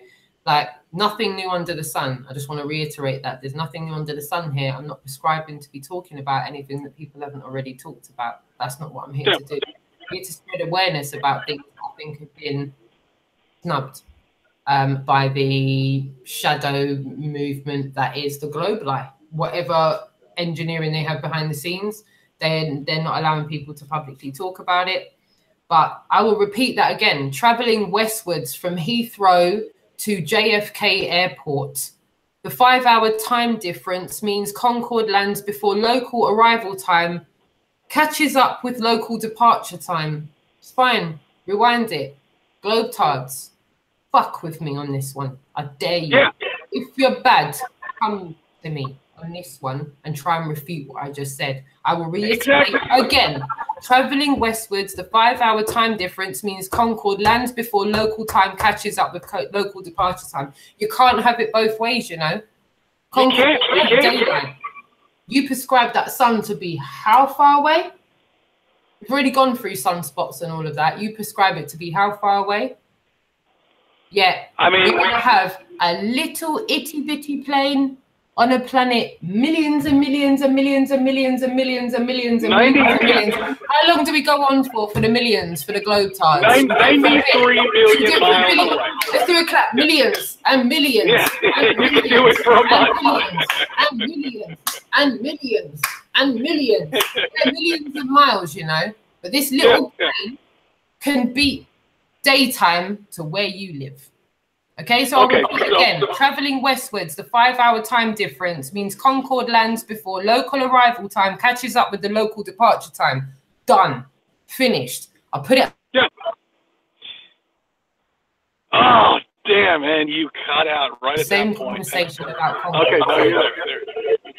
Okay. Record crossing time, just for the globetards, I'll just give you this one, Chris. Record crossing time from Europe to New York was 2 hours, 52 minutes and 59 seconds, just a shade off of 2 hours and 53 minutes, a shade, a second, and it still beat daylight. And it still beats daylight. So now people in the U.S., I want to explain it to myself, and she's done a terrific way of explaining it, that we're talking about a little plane here. Okay, that is the size, not very big, apparently, from what I understand, and the interior was cramped as hell. That is traveling faster than daylight, traveling faster than the sun. Okay, what they did confirm to say was that it traveled, you know, twice the speed of sound at 1,350 miles per hour at almost 60,000 feet. Typical commercial for the globetards, just so you know we're clued up on this one, yeah. Typical jets, fly at 0.8 to 0.84 Mach, which is like 0.84 is like more time like the average fastest that your regular plane's gonna fly at, So, yeah, absolutely. I've got one more for you on this one, fuck with me on this one, and I don't mean to swear, but I'm passionate about this, so really. Who cares? Go ahead. This is public. I don't vouch for no one. I vouch for myself. So this is my own personal plight with this one. Talking about numbers. Here's an obvious no for all of us that are awake. And if there's anyone in the chat room, and this is I'm saying this because I'm saying this on behalf of the truth. I want you to all get riled up because we've all been lied to on a criminal freaking scale. Exactly. Criminal scale. We need to call them out for the fraudulent criminal fuckers that they are. Lying to our kids, lying for generations. But Let me go on with this. Concorde flying at Mach 2, 60,000 feet. The drop in altitude should be at a rate of 400 foot per minute, which equates to 6.6 foot per. Well, actually, let me give you the specific of that. 6.666. Yeah, exactly. These numbers. 666. Go ahead. Go on. Remain level with a. Let me just say that again. They're flying at Mach 2, 60,000 feet. The drop should be a rate of 400 foot per minute, which equates to 6.6 feet to remain level with Earth's curvature. Globies, where you at? Yeah, where are they? You know, I mean, you're talking about a plane that's fast enough to travel off of the planet into space. Okay, there's absolutely no, you know, gyroscope that's going to be able to tilt this thing down every minute, every time this thing is flying. You know, it's impossible. I mean, the whole gyroscope, the whole nonsense and bullshit with all of this crap on these planes, these things, these pilots don't do anything. There's nothing mechanically at all that's, you know, compensating for the curvature of the Earth at all whatsoever, especially in something that's traveling, what was that, Mach 2? Mach 2 it's traveling at. I think the fastest we can go, I'm not 100% sure. Yeah. In its own right, yeah? The crash was in 2000, 9/11 was in 2001, and they took Concorde off the roads in 2003. Exactly. 2003. What a peculiar date. 2003. Look at those numbers. 666, 2003. I think if I looked it up properly, I think it was 119 people died on that flight that exploded, that pretty much ended the Concorde. And I think it was a whole big thing that, you know, hell, people are going to figure out something's wrong here. We have the fastest flight in the entire world. They're going to figure out that, I mean, you know, people were told on this flight to put down their shades because the stewardess said that you're passing the sun, quote unquote. You know, I mean, or I mean, it's just it's so crazy. So that this flight's gone. They'll never make anything like this ever again, as far as I'm concerned. It's always going to be. They'll use the technology though, in the military. Of course they will. Yeah, they'll use the what? Please tell me what civilization hasn't weaponized. Tell me what we haven't weaponized. Chat room. Yeah. You know. Exactly. Chat room. What are you saying? What haven't they weaponized? And is anyone in the chat room a brilliant mathematician? And can anyone debunk what I've just said? I fully rate anybody that can, because I listen. I've spent years looking at this shit, you know. Years. Yeah. Well, I got a lot of people, a lot of trolls on my channel who apparently can debunk any of this. I will. But criticism all day long. If I'm wrong, shout me out and put me right. Yeah. These are my notes, and these notes haven't been compiled from YouTube. I'm not going to go into my personal life. I don't feel I have to brag like that. I'm not going to, Chris. You know, not to. Do you know why? Because it's going to take away from what I'm saying. So I'd rather not. Yeah. Okay. Yeah. So realistically speaking, all I'm saying is do your own research. Look at the maths of what they're trying to tell you Concorde used to do, and understand that they can't have it both ways, you know. On one hand, it's impossible. Absolutely. They're telling you the speed of Concorde. They're telling you how Concorde did not allow for curvature. And they also, you also know that Concorde openly admitted that 95% of Earth's atmosphere is beneath you when you're flying at optimum altitude. Yeah. So they're all of these things. Yeah. So that debunks that theory that you're in the atmosphere. What really does my head in is see these numbers that I've just spieled off to you. Those numbers are only you've been told, you know. Do you really think anyone on a Concorde had their own measurable proof on a Concorde? No. Exactly. They didn't care. They're eating lobsters and having champagne. Telling them what speed they're going at and telling them what height they're at. Yeah? Yeah. Let's not go into the testimonies of people at certain times of the day traveling from Heathrow to JFK were told to put their sunscreens down at certain times of the day when passing daylight. Yeah? Yep. What's that Yep. all about? Passing, and that's the key word, passing daylight. Okay? Passing daylight. Do you understand the ramifications and the gravitas of what it is when they claim the sun to be so far away? Yeah. So, don't get me twisted, anyone. I'm a model right here, right now. I'm not saying what it is. I'm just telling you from my perspective what I feel it's not. Yeah. So to know the Earth is flat and to think that the sun is still what they tell you it is, that's Confucius balls as far as I'm concerned. If there's anyone watching this right now that knows the Earth to be flat but still prescribes to the whole solar system, you need to recognize that's a bunch of bullshit right there. Everything is within a system, whether you want to call it a firmament, a dome, a belt, a barrier, whatever you want to call it. Nothing's getting past a certain point. Yeah, which is why so many things have been fraudulentated. I don't know, I've just made that one up. Hey, who knows? We're making our own rules here. When you look at the fact that no one's getting past the 60th parallel, when you look at, suppressed testimonies from people that have gone down to Antarctica in the past, my primary school taught me about the Great Fire of London. I mean, don't worry about teaching me about Admiral Byrd. Just teach me about the Great Fire of London, because that's really freaking helpful. Real helpful. Yeah, exactly. I mean, Admiral Byrd, and whether or not he was really a tangible person that really physically went down there, I don't know. I'm not sure.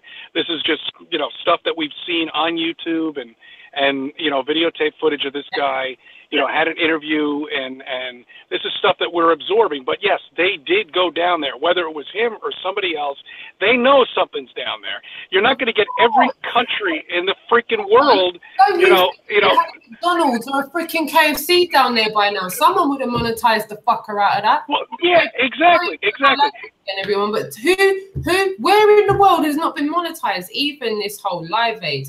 Yeah, and that's been there since little, and they're still freaking starving. 35 years of raising fucking millions to give it to a government, only to say they're in debt, they need to pay it back. But you still got people phoning. It's such bullshit. It's the biggest fuck ever anywhere.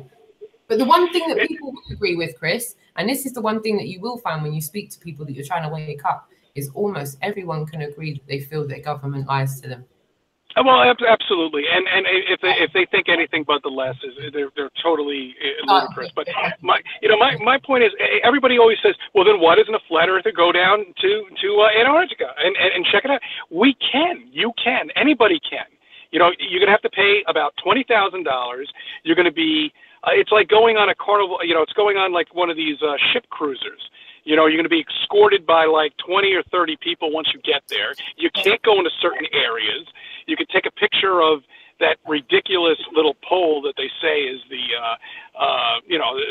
South Pole or whatever. And you can, but yes, you can go down there. Don't get me wrong. We all can go down there, but you can't bring a helicopter. You can't fly through there with a plane. It's totally air restricted, which is weird because in order to get from some certain places to another certain place on an air, when you track these flights, you should have to go over, that area in order to get to that part of the world, but yet you can't. So this whole thing, when you look at on Flight Tracker, all these flights coming back and forth disappear in the middle of the Atlantic Ocean or in the Pacific Ocean. They just disappear. They're right off of the flight. They're not cracked, are they? They go off piste and then they come back on grid. Yeah, and then they come back on grid a couple 100 miles off the shoreline. I mean, come on, it's such bullshit. They'll have to fly through and come back out again. The flight paths give it way away. You give it away. Yeah, I mean, exactly. Just open up any Flight Tracker and you'll see. I've watched it. My parents went to, Spain a few months ago, and I was like, Mom, you got to give me your flight. Give me all the information. And I physically saw them take off and come to America and totally disappeared. I called my mom up. And I was like, do you realize your flight's disappeared? And she doesn't understand it, that she's not really quite there yet. And what do you mean it disappeared? I'm here talking to you right now. I mean, this is something I'm really bad. I should have got this on, camera. But, then people are going to say, oh, well, then you made it up.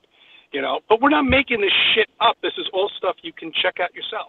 You can look at it yourself. You can investigate it and just do your research.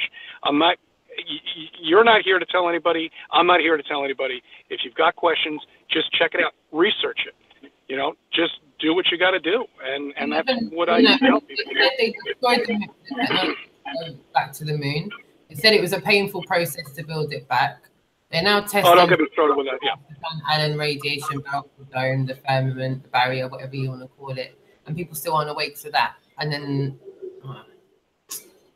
No, they're not. They're not. And then they also believe that we went to the moon and that we've destroyed all the information, and we had so much technology back in 1969 and in the early 60s that we can't figure it out now in 2018.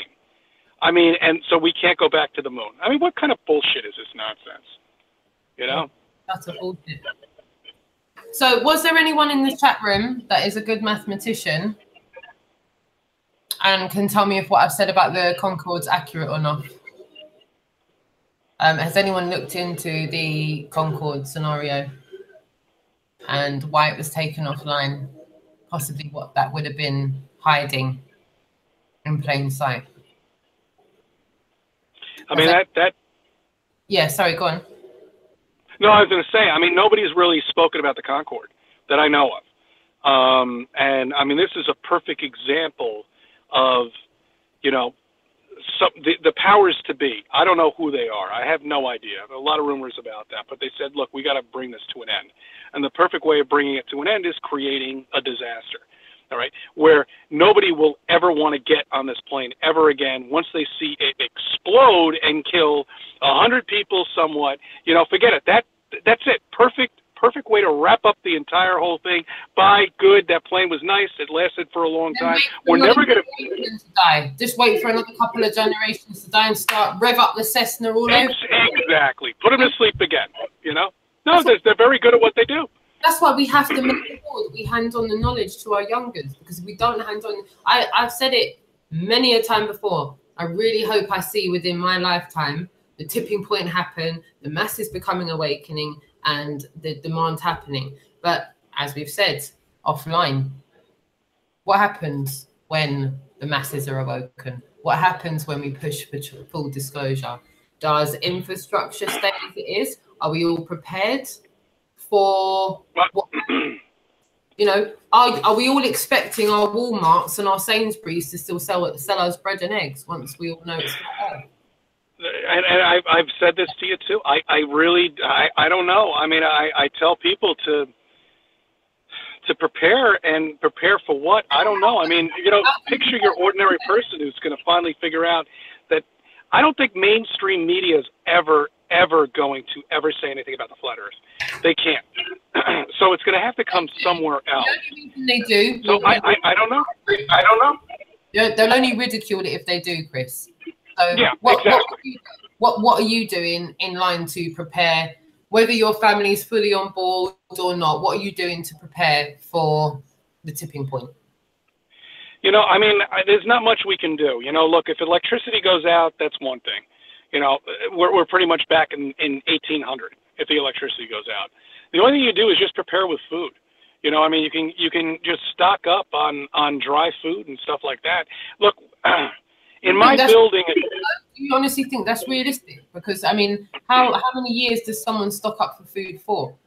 How many years exactly. do they stock it up for? Or do people learn how to live off? Do people learn how to rear their own chickens? Do people learn?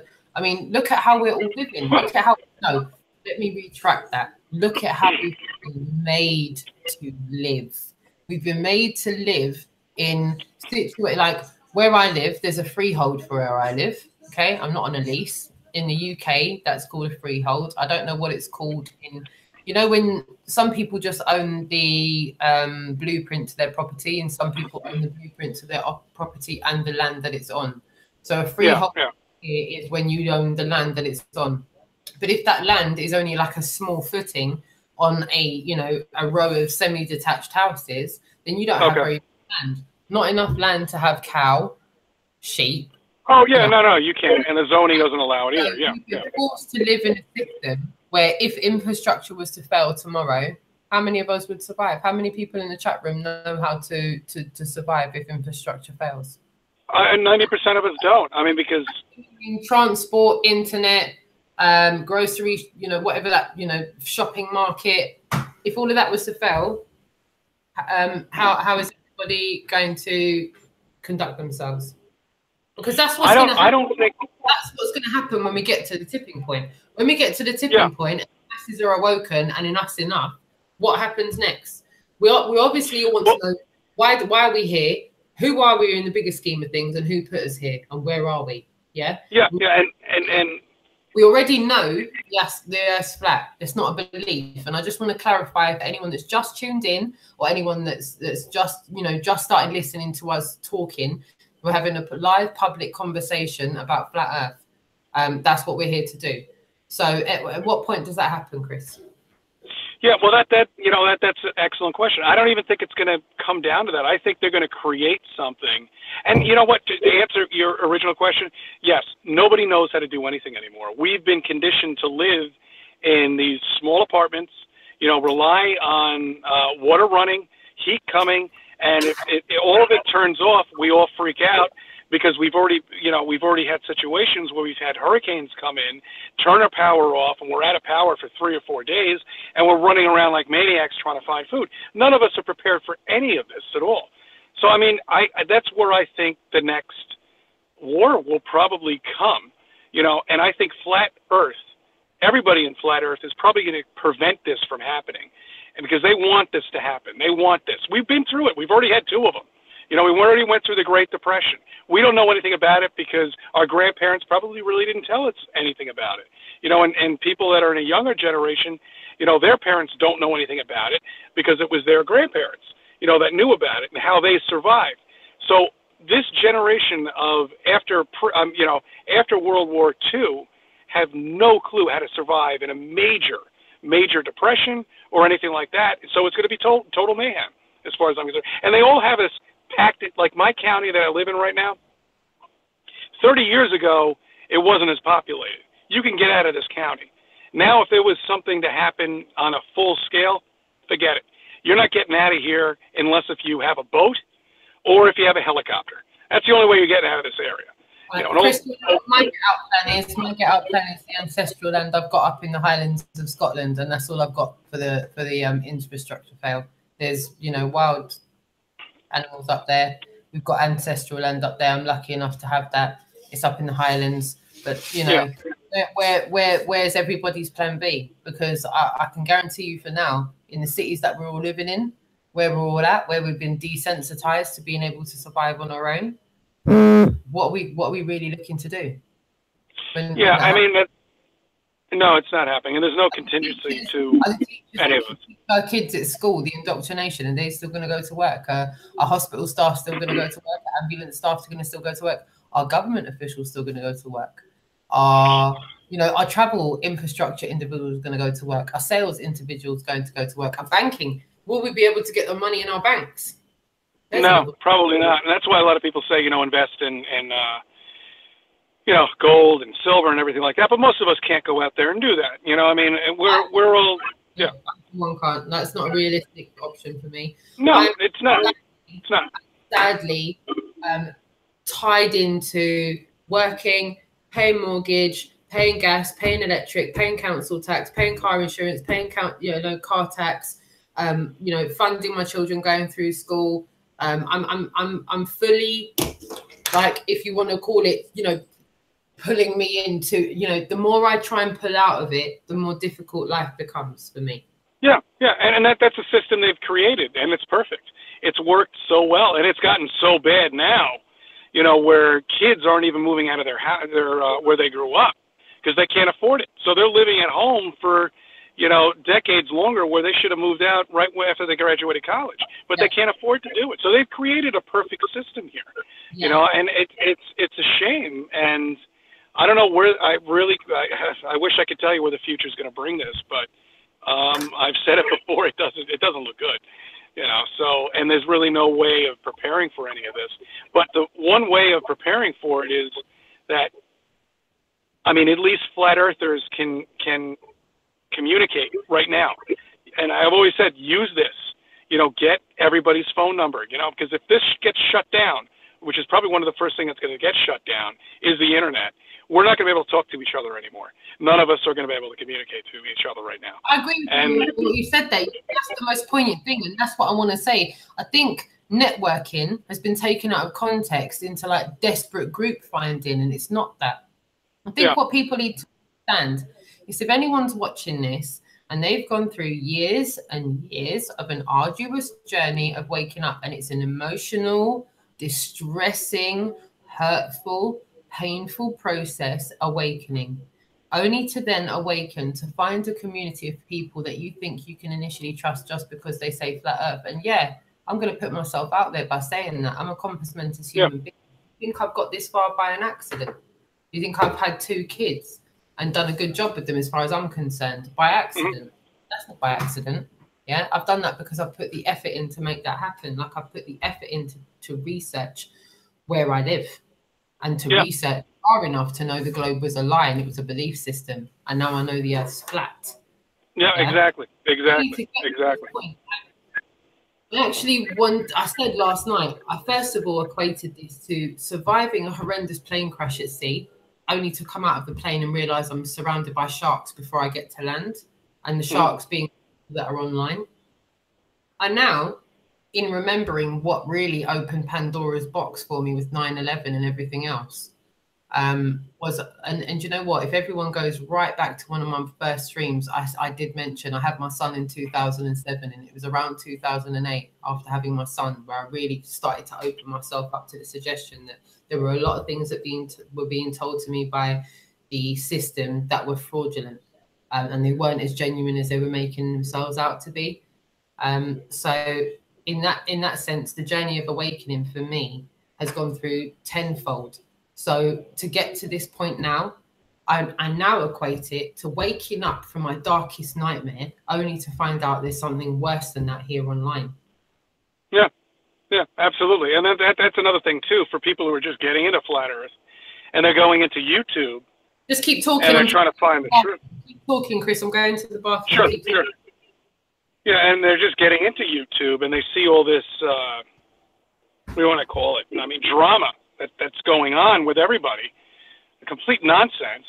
You know, who are they, you know, where are they going to go, you know, from here? And people ask me this, you know, and I tell them, look, you're going to have to go through this and your instinct will tell you.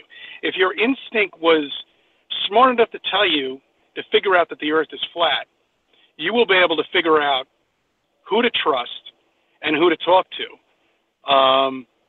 and what videos to look at to get more research done on your own. It's the best way to describe it, I think. I mean, but, you know, I mean, that's it. It's, you know, that's the only advice I can give people who are just getting into this, because it's a difficult journey that everybody takes. And once you get there and you understand, you know, what you're, where you are, then you'll understand all the lies.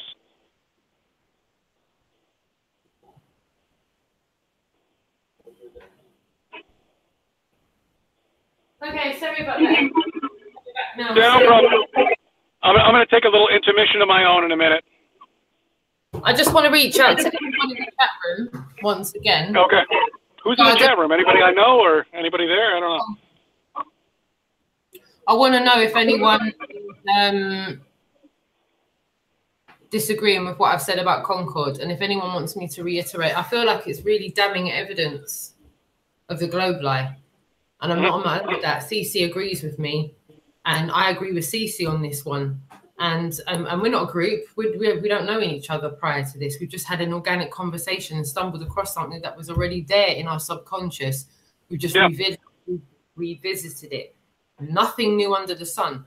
I fully respect everybody that spent time researching this, because I personally have spent time researching it. There's just so many other things that have come to light that I've stopped talking about it, as CC has. These things have all happened in front of all of us. Concord got taken out of service in front of everybody in 2003 after the crash. It got taken out of service years after the crash.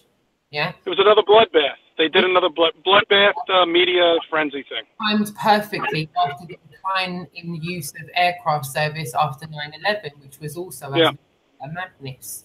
Yeah. So on the facts, and I call them facts, I'll stand by them. I'll happily debate anybody on anything I've just said, and I know I've just said that, but I feel passionately about this. So before I go and do that, I'm going to kindly reach out to the chat room, which I'm hoping has a few genuine, friendly people in there that are really good at research. And if anyone wants me to repeat what I've said, and I will say it slowly, I'll repeat myself. I really would like somebody to debunk what I've just said. And if I'm gonna take a 5-minute break. By saying debunk, I don't mean disprove me to be completely wrong, because it's not completely wrong. I know that for a fact, and I'll say that with confidence. That's why I'm happy to repeat myself.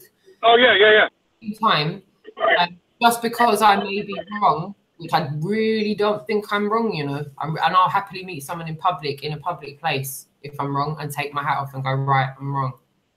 But I'm not. I'm exploiting myself now, putting myself out there saying this. But if anyone wants to, you know, disagree with what I've said, fine, I'll hear it. But I'll hear it. I'm not saying I'll agree with it, because I'll argue the point, and I'll show you why I'm arguing the point. And that's from my own personal experience. So okay, I'm going to take a 5-minute, just give me a minute. I'll take a little break here just for a second. So for anybody that's listening, I'm just going to reiterate, right? I live in London, yeah? New York is about 5 hours behind where I live now, which means daylight takes 5 hours to travel to New York to make New York the same time of day it is now. So right now it's 7:15. In 5 hours, it's going to be 7:15 in New York, yeah? When Concorde was traveling westwards, the 5-hour time difference means Concorde lands before the local arrival time catches up with the local departure time. Am I wrong? Can anybody be bothered to think that through in their head with their own brains to tell me if I'm right or wrong or not? Like, I know you're all awake. So what I've said is completely simple. I said traveling towards the western side of things, westwards. The 5-hour time difference means Concorde lands before local arrival time catches up with the local departure time. It's as simple as that. I personally tried to vocalize it in a way that's so simple to understand without giving you a long story. It beats daylight to New York by a measurable amount. Okay? So if there's anyone in there that's even half-assed good at numbers, before I go and debate people about this, and I'm happy to go into the other things that I said as well. I'm happy to go into telling, you know, 2 hours, 52 minutes, 59 seconds was the fastest time ever recorded, yeah, from Europe to New York. You know, that's really where I'm coming from. Dave Hinkle says I'm spot on.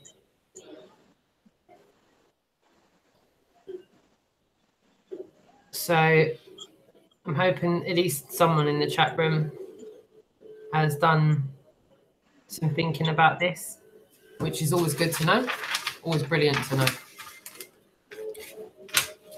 So according to the what should we call them? The companies, the incorporated, Concorde used to travel at twice the speed of sound at 1,350 miles an hour at almost 60,000 feet. Okay? If I'm wrong, please tell me. Honestly, please tell me. So, given that it was traveling at that speed, it would have to account for a particular amount of curvature, which I want to go into in a second. So up to this point, I just really want to know if people are able to let me know if I'm on the right track with what I'm saying so far.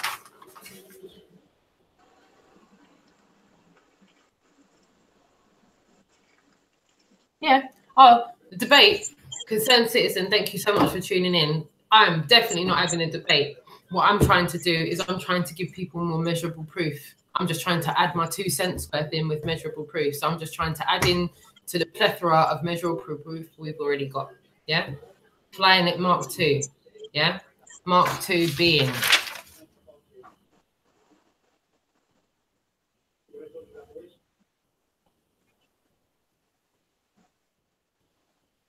1,350 miles an hour. Flying at 1,350 miles an hour at 60,000 feet.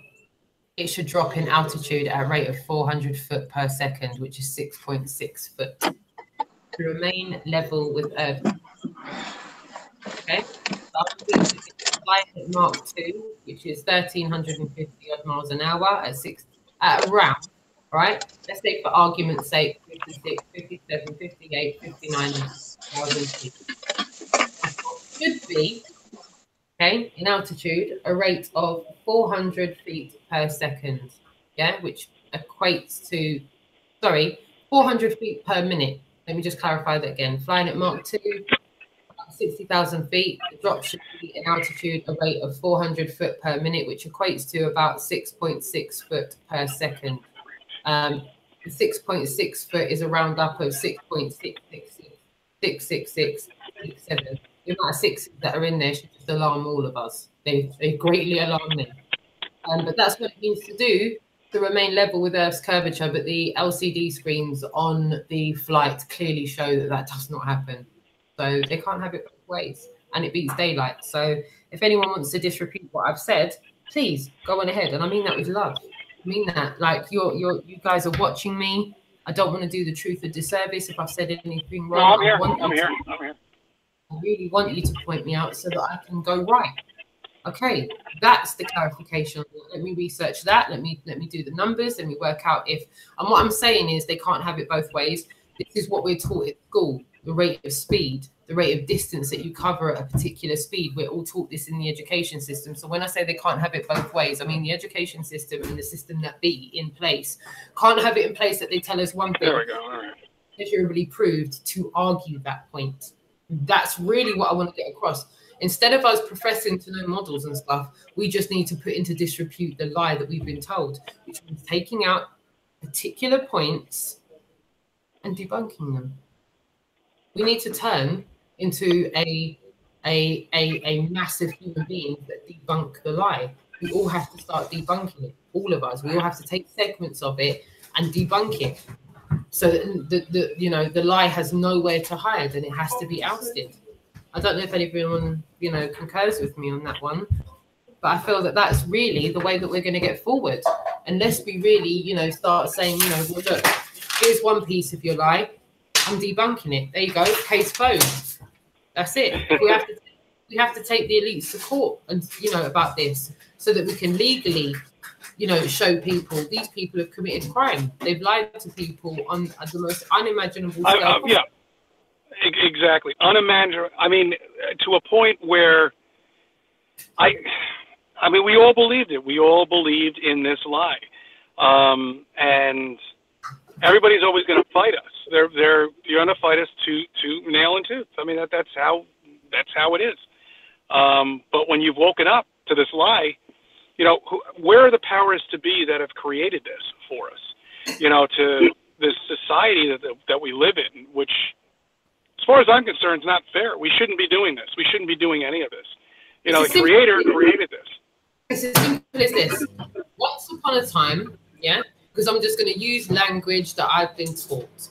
Once upon a time, that was one of the first stories ever told to me. It started with once upon a time and happily ever after. Okay, so once upon a time, it all began. And there was direct primal knowledge of how it began. And then egos got involved, pride got involved, greed got involved, and then the truth was hidden from the masses. And it's not been happily ever after. That's about as complicated as it gets for me. Yeah. Yeah, and a story, exactly. It was direct knowledge of who we are, why we're here, and where we are, and then it got hidden from us. Done. Yeah, and most of the history is being rewritten anyway to begin with. I mean, the history that I grew up with in school is now completely erased, and the history that my daughter's learning right now it's not there. You know, I mean, the content that I learned, they're rewriting history as we speak. They're rewriting everything, and you know, it's just gonna, once again, another generation they're trying to indoctrinate. You know, and hopefully people who are parents are not going to allow this. You know, do what you got to do. I'm not saying go after your child and say, hey, look, the earth is flat. If you want to go that approach, fine. I would say I can't tell people what to do. Just you know your instinct with your children in the area that you grow up, that you're growing, you know, that they're growing up in. You know, here in New York, I've always said, here in New York, it's difficult. You know, there's people are contacting me, you know, from the area, but not as many as I thought. I mean, I've been making videos now for over a year, you know, and Google, don't even get me started with Google. It's already erased, like, I just have another 2 erased on me. They're, you know, so, I mean, here we are in a public platform being suppressed, you know, and when you put out so many videos, you don't even realize, you know, what's being erased and what's not, because how are you going to check that? What do you care? You know, I mean, so, I mean, my point is, look, we can't let another generation slip away. We just can't. We can't allow it. You know, now that we've woken up, we can't allow another generation to be indoctrinated at this point, and just do what you got to do. Maybe wait until they're 15, you know, or 18, you know, where they're not going to be ridiculed. You know, I don't know. No, you're absolutely right on that one. You're absolutely right on that one. And I think the more conversations that we can have in public like this, the better. I think the more people that can have healthy, organic, natural conversations about the biggest lie ever told, biggest deception told, the biggest crime ever committed, the fact that we don't live on the fact that we don't believe that we live on a globe anymore, and we know we live on a flat earth. Well, that was another thing I wanted to. That's another thing I want to bring up, too, is that nobody can pinpoint anybody to blame on this entire indoctrination. And that's the beauty of it. And that's the beauty of NASA here in the U.S., is that you can't blame anything on any one person. You know, this person builds a portion of the rocket. This person builds a portion of the computer system. This person is doing the altitude, and, you know, I mean, and this one's doing the computer psyops. So they all don't, I mean, it's a separate business within a business. So this guy's doing this. He doesn't know that the earth is flat. He doesn't know we're not going to space. He doesn't know anything. So now you look at it in a bigger, you know, sense, where who are you to blame about the indoctrination that everybody's gone through? You can't. There's really no one person you can blame, and that's why it's inevitably going to just fall apart, you know, once a lot of people wake up and they start asking questions, you know, real questions. Yeah, it seems to be the narrative that people seem to, you know, I struggle for the want of language sometimes, and that's something else that I wanted to get into. When you're trying to express yourself since becoming awake, do you notice how much language is a barrier? Yeah, exactly, because we have no way of really explaining this. You know, I mean, it's like, in a way it's original. Yeah, exactly. I agree with that 100%. Yeah, no, you're right. Some of the time I say things and I sound like, some of the times I say things and I feel like I sound like a generic spiel of stuff I've already heard. And I don't mean about knowledge. I don't mean about things that we're talking about. I mean the way I construct my sentences. That, you know, the more content I watch, the more I realize that as human beings, we're so generically the same. And you know, we're awake from the indoctrination. A lot of our brains still work in the same way. A lot of us get paranoid in the same way. A lot of us get, you know, depressed. Oh, yeah, sure. in the same way. You know, I think, you know, some people think that because we're awake, we can't have a laugh and we can't enjoy a joke and we can't tell a joke or be funny. Well, that's why, exactly, and that's why when I make videos, I not only want to make it serious, but I want people to understand that this is not something that is, it's, you know, just, you got to laugh about this. You know, I mean, you really do have to laugh about the situation that we're in and laugh at the fact that we never really figured it out. And now that you're here, you know, watching us and, you know, just making videos yourselves or trying to wake other people up and realize the lies that you went through, it's not that bad. You know, it's what's going to happen in the future is what I'm more concerned about. What's going to happen to these people that you'll never be able to wake up? How are they going to react to it? You know, that's what I'm really concerned about, because some of them are so asleep that there's just no way of ever breaking that wall down that they have. So I don't know. How are they going to react to it is going to be interesting. How do you navigate the online, here I go again, the online community, group, tribe, clan? We're going to try to figure out a word. I promise you, we're going to figure out a word. How do we find this thing we call human beings that are online making content and being active on content and being in chat rooms and viewing, as I once was? And I want to just reiterate on that again. I was a viewer for years. And I'm sorry, Chris, I can't really get away from this. Like, as we're talking, sure, what's the matter? I'm constantly aware of how I'm being perceived and how truth is being perceived and how things can get twisted. And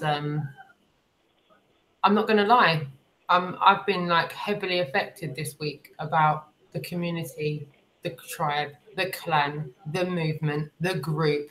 Sure. Well, you know. And I've tried to navigate this as best as I possibly can. And I understand that, like, I'm just a human being, innit? I'm really just a human being. And all I'm trying to do is take my awareness to the next level. And I've been inspired by people that are in amongst this community. And the people that have inspired me have got a fraction amongst themselves, which was unbeknownst to me.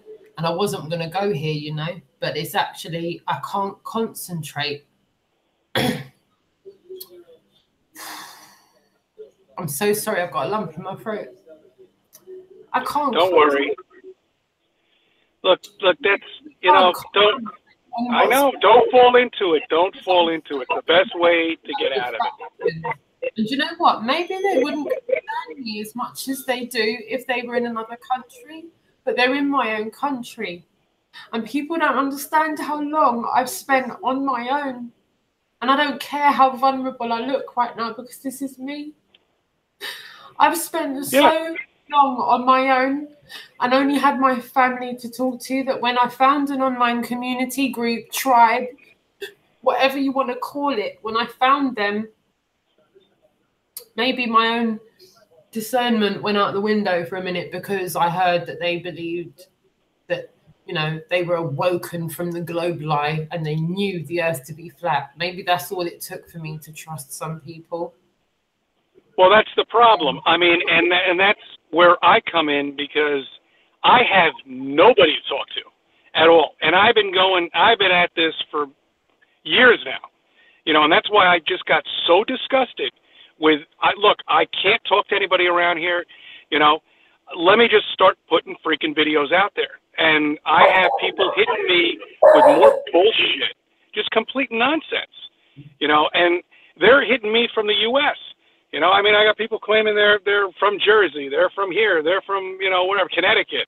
You know, you're not unique, you're not real. And I'm like, what the fuck is real to you? You know, I mean, is there any more real than somebody who, one, you know, puts out real content of themselves at work?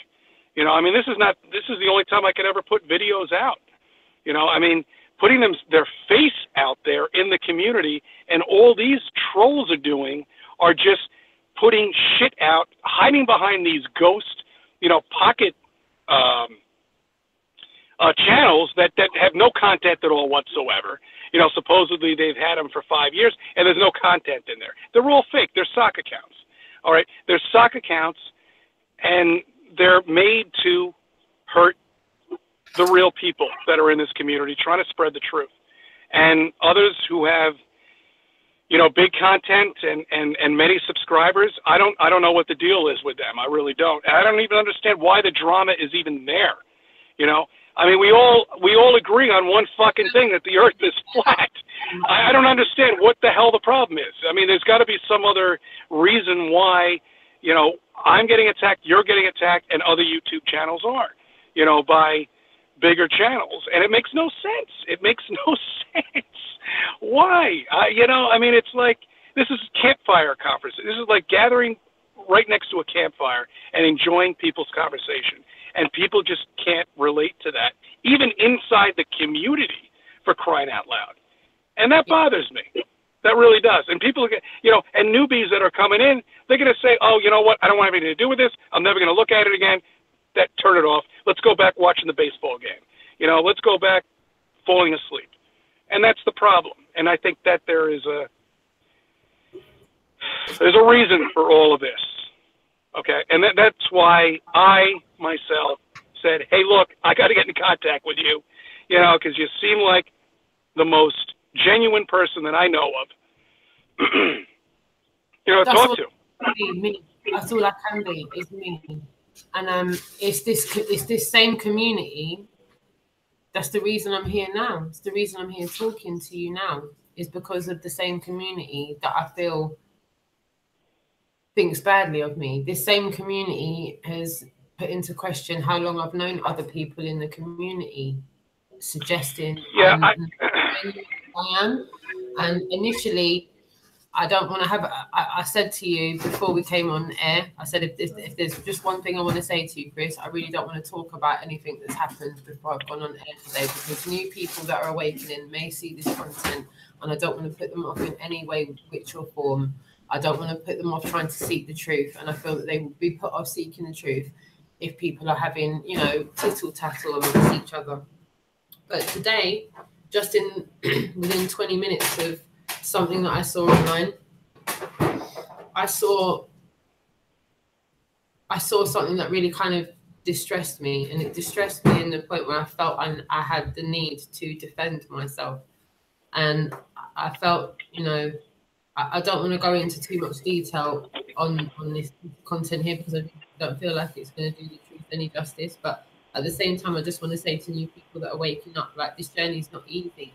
Like, you're going to wake up and you're going to find a community, and you're going to initially think that community is your friends, and you're just going to have to literally go back to basics and go back to primary school and work out good from bad.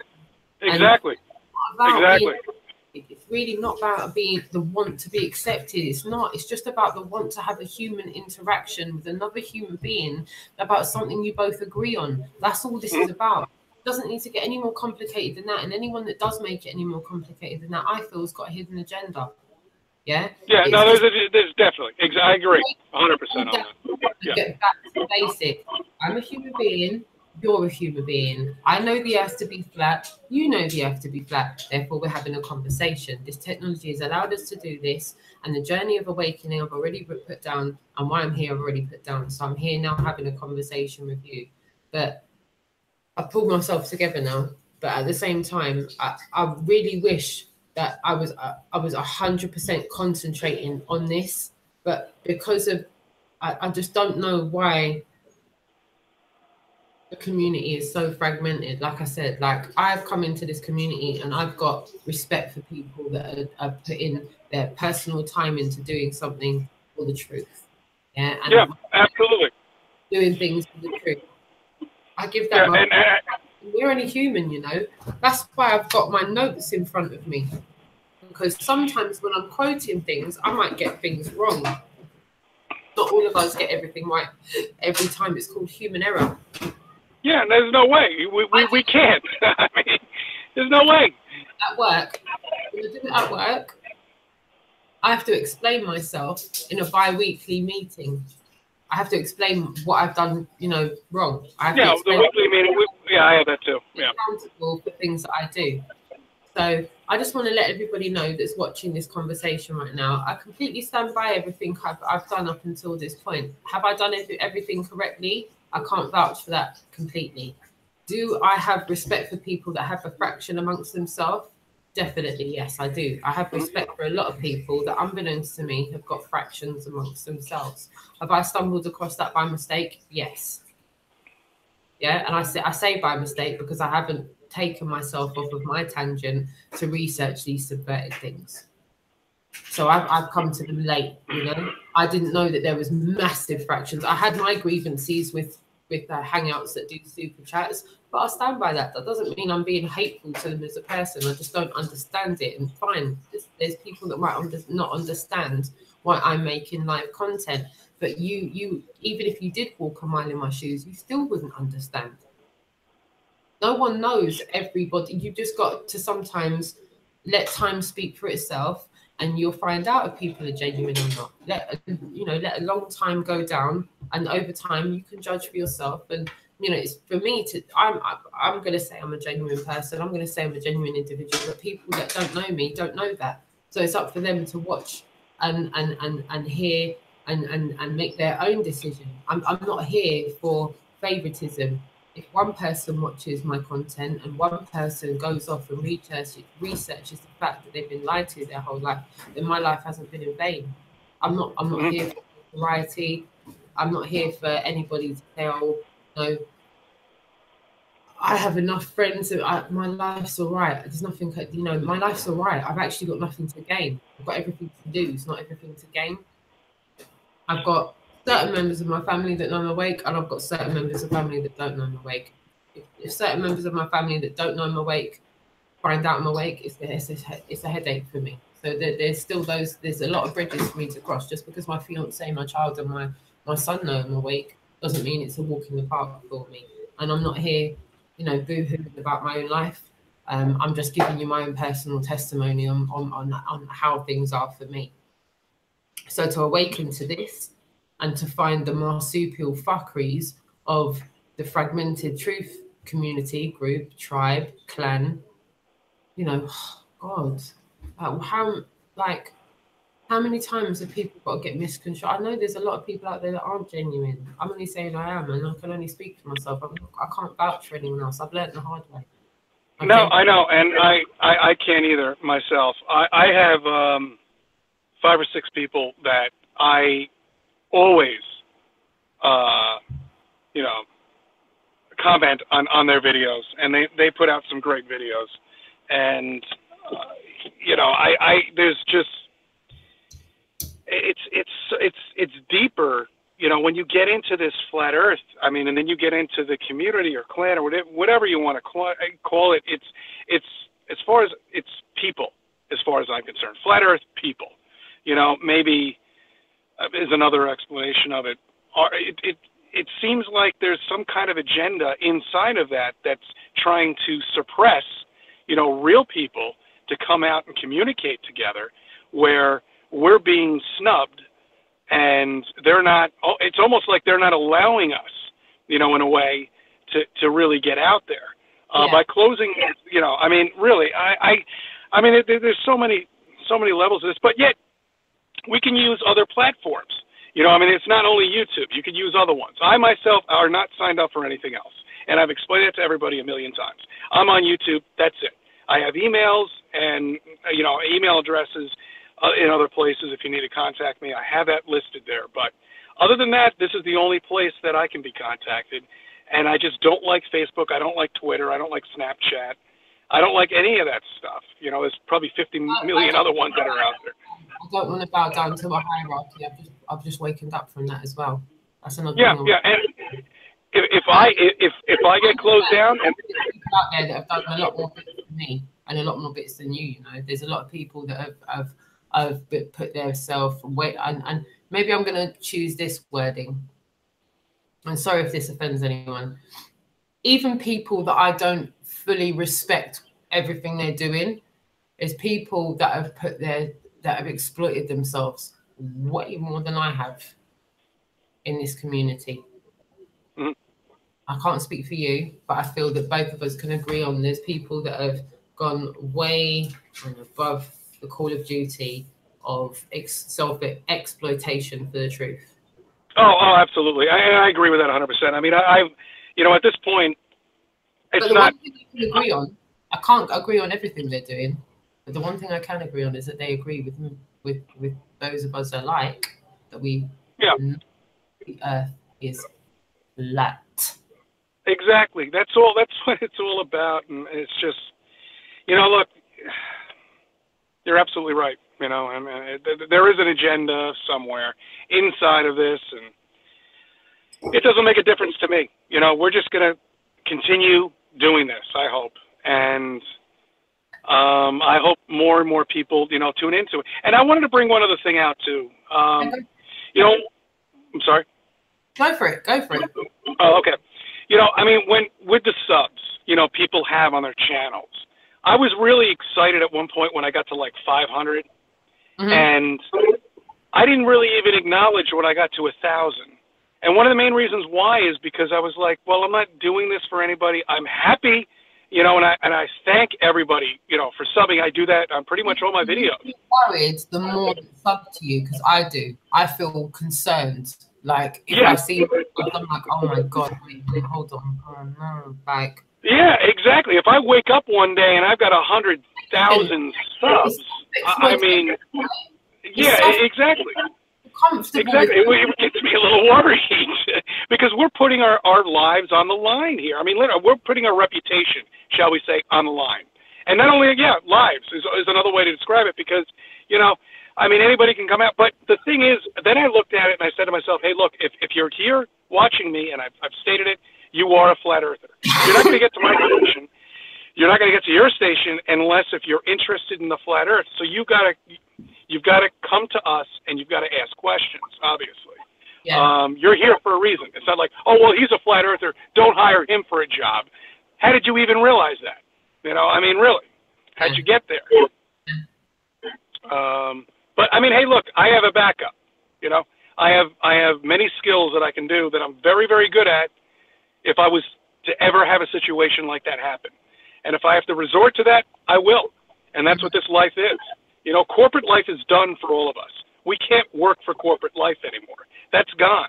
There's none of us who are flat earthers that can sit in a desk with 100 other people and keep a straight face on their head and bow down to their master boss and take them seriously. There's no way we can do it anymore. Right. It's impossible. Correct on that one. You can't stay in that mind-numbing situation for too much longer before you end up feeling like you're going crazy. Yeah, exactly. I mean, there's no way. Yeah. And don't get me wrong, I've worked for corporations and very good jobs, but it's not a job that is, it's not a secure job. There's not a corporation out there that's going to be able to guarantee you a job for 35 years or whatever time you want to be there. You can't. You've got to prepare yourself. If you have skills, enhance your skills. All right. Use that to your advantage, and look for other work. Constantly be looking for work. Don't just get relaxed and I've been working them for 5 years and in 5 years later you get laid off. Then what are you going to do? Now you're 70 years old and you've got no pension, you've got no money. You really have to enhance on your skills. You've got to. I don't even know how we got to this conversation, how it led to this, but maybe it's important for everybody to understand this. That's the part of it that comes as just being like a natural, organic conversation. And I think we should do more things like this. We should do more organic conversations like this, where we should just speak about things candidly, honestly, and organically. Yeah, I mean, it's so much to talk to. I mean, talk about. It really is. It's endless, and it's so easy. That's why I'm just happy that. I'm surprised there's not more people, but I'd rather, we have these conversations so people can hear it. These are flat earthers. This is you and me talking about the reality of what's going on, and there's nothing scripted. We have nothing. The only thing that we have are stats on something we might talk about, like the Concorde. We need stats on that. We need stats on how far away the sun is. We need stats on, I mean, I'm just saying everything is unscripted and it's real.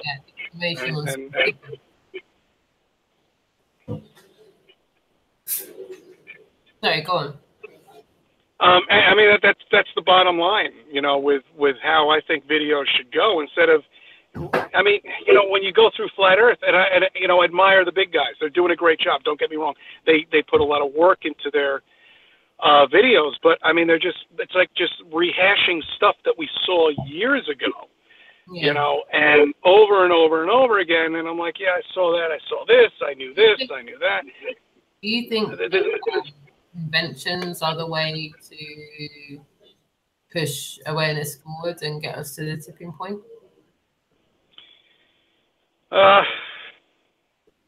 I think we can, yeah, we'll definitely talk about that. Absolutely. There are other ways, definitely. You know, I mean, there's a lot of other ways that can really bring more truth out to people, you know, other than what we're doing right now. But, I mean, for now, I want to see people's reaction. I want to see, because I really have never seen anybody do anything, you know, like this, you know, where it's just off the cuff, talking, couple hours, you know, and just seeing what, I mean, what's going on in the chat room. I don't know. I'm going to do the next one we do, I'm going to do a double one, and I'm going to have one going at the same time. I'm not sure if I could do that. Can I do that? Is that possible? I don't even know.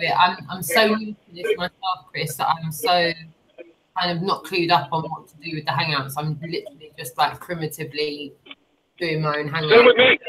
That's why I'm on yours. I haven't even figured it out myself. It's like a tool that I can use to possibly show images and videos at the same time while we're talking. But I think I'm a little way off of that, if I'm being honest with you. I'm looking at it now and it's just like gobbledygook to me.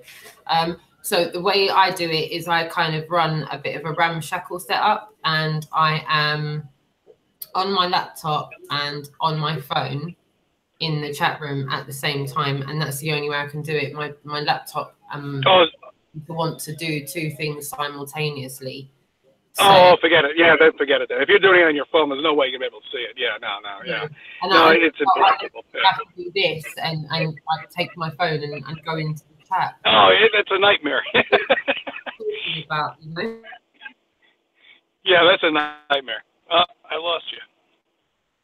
Chat room that is, you know, wanting myself or Cece to interact with you more. It's just incredibly difficult to do that and know what I'm doing at the same time and keep my train of thought in the conversation and keep fully involved in the conversation and absorb what everyone's saying in the chat room. There's no way. So maybe one day I'll hone my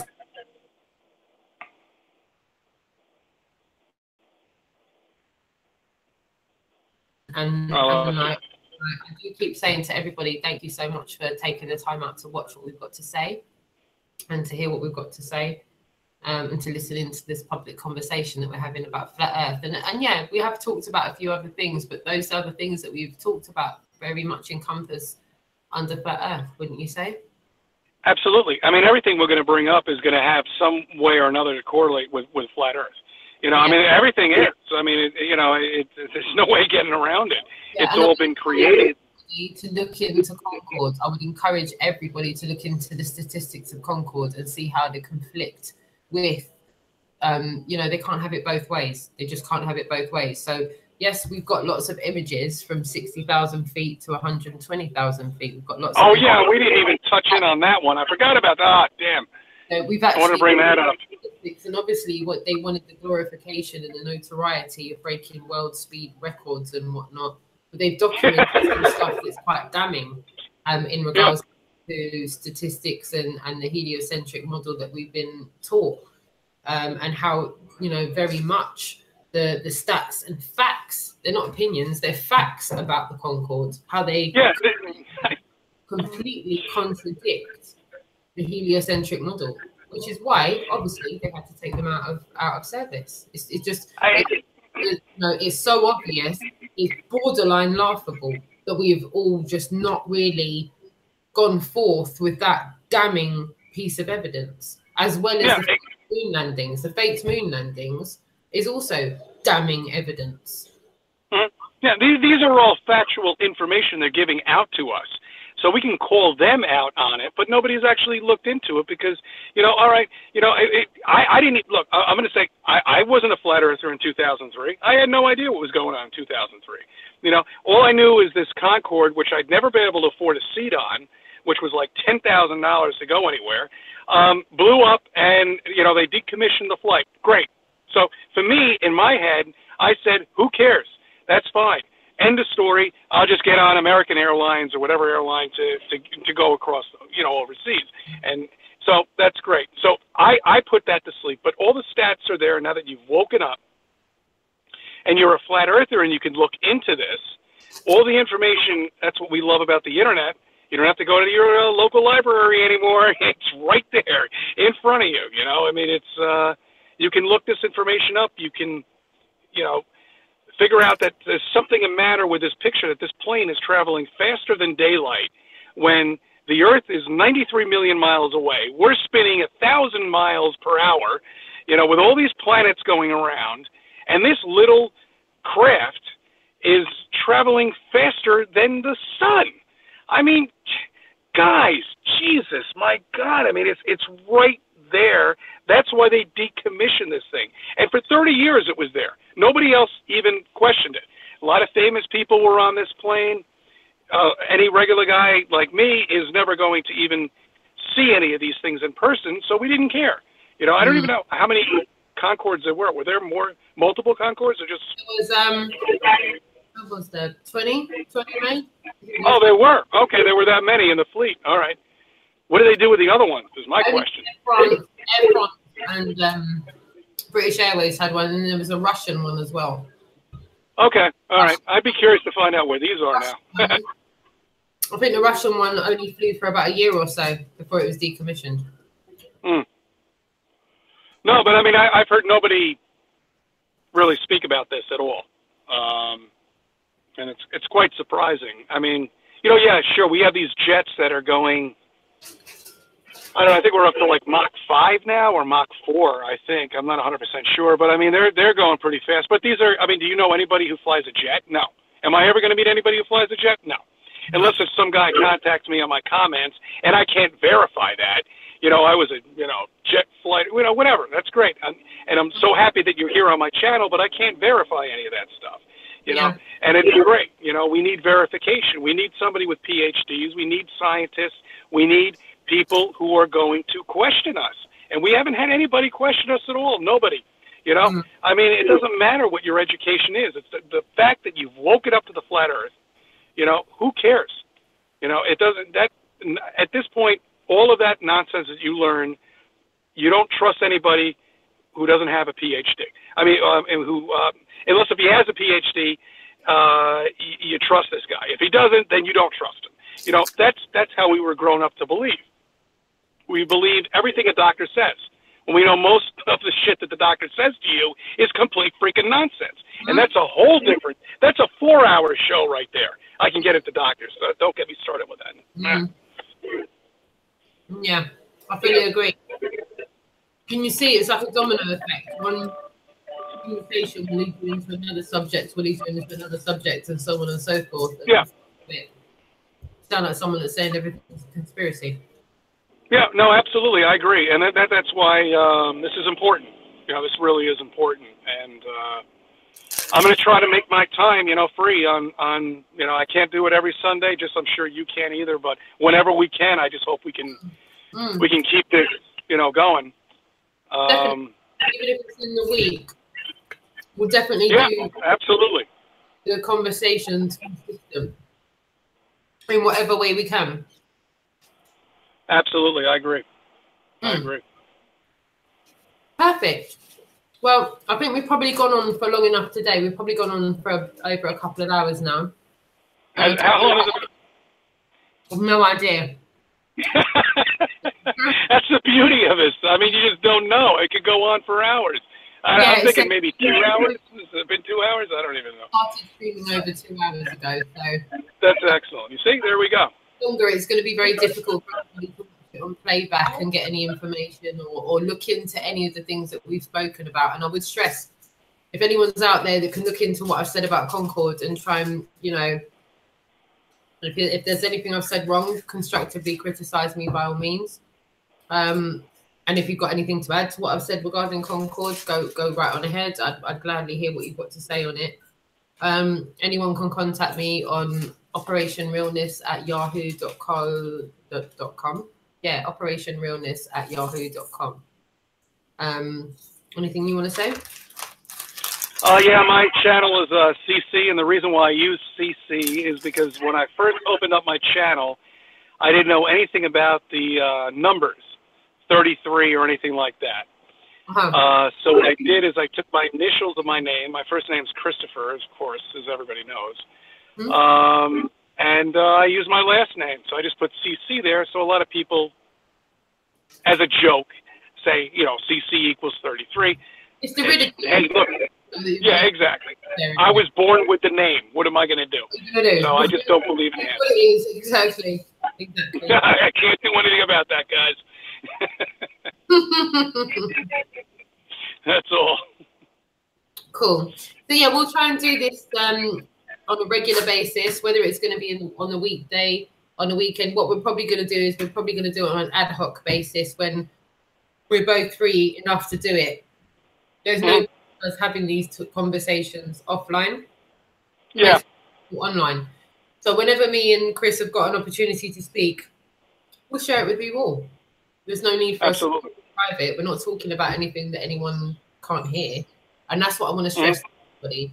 Any conversations that I've had with anybody, whether they're online, and sometimes it's not convenient for people to come on my Hangouts, and I've had to have communications with people online. Anything that I've had communication-wise with people online, there's not been anything derogatory, anything negative, anything subverted. It's just been positive communication with everyone that I've genuinely communicated with. I also want to just give out a shout out to a guy called John Jones. He reached out to me on Friday and asked me to link him up. I had family over on Friday, but I did extend the invitation to you and Rickus to come over to mine. More than welcome to have a drink. My fiance's here, my kids are here. You were saying about getting your son involved into Flat Earth, so I'm more than welcome to accommodate you and link up and whatever. That's terrific. Yeah. So yeah, that's all really positive, and stuff like that is just super positive. It's not needing to be affiliated with people. It's just about wanting human interaction and human connection, so that, you know, we're genuinely pushing forward. We're trying to get to the tipping point of getting the masses to know about the globe life. It doesn't get any more complicated than that, really. So yeah, I just wanted to say that briefly. And yeah, we'll try and do this as much as possible. Absolutely. Anybody else that wants to jump on this, like, by all means, go for it. Have as many public conversations online as you possibly can. Don't talk offline about Flat Earth. Talk online about it. I agree. Private hangout conversation when it's about Flat Earth. You may as well share that with everybody and have a public conversation, because that's what I don't ideally like to do on road. You know, if I could just make a break on Tuesday after the bank holiday over here, that'd be great. But I can't. You're over there, so we'll do it as soon, you know, as and when we can. Absolutely, I agree 100%. And that builds up the confidence of people who are getting into this. You know, it really does. And I mean, it does. Absolutely, I agree. Absolutely.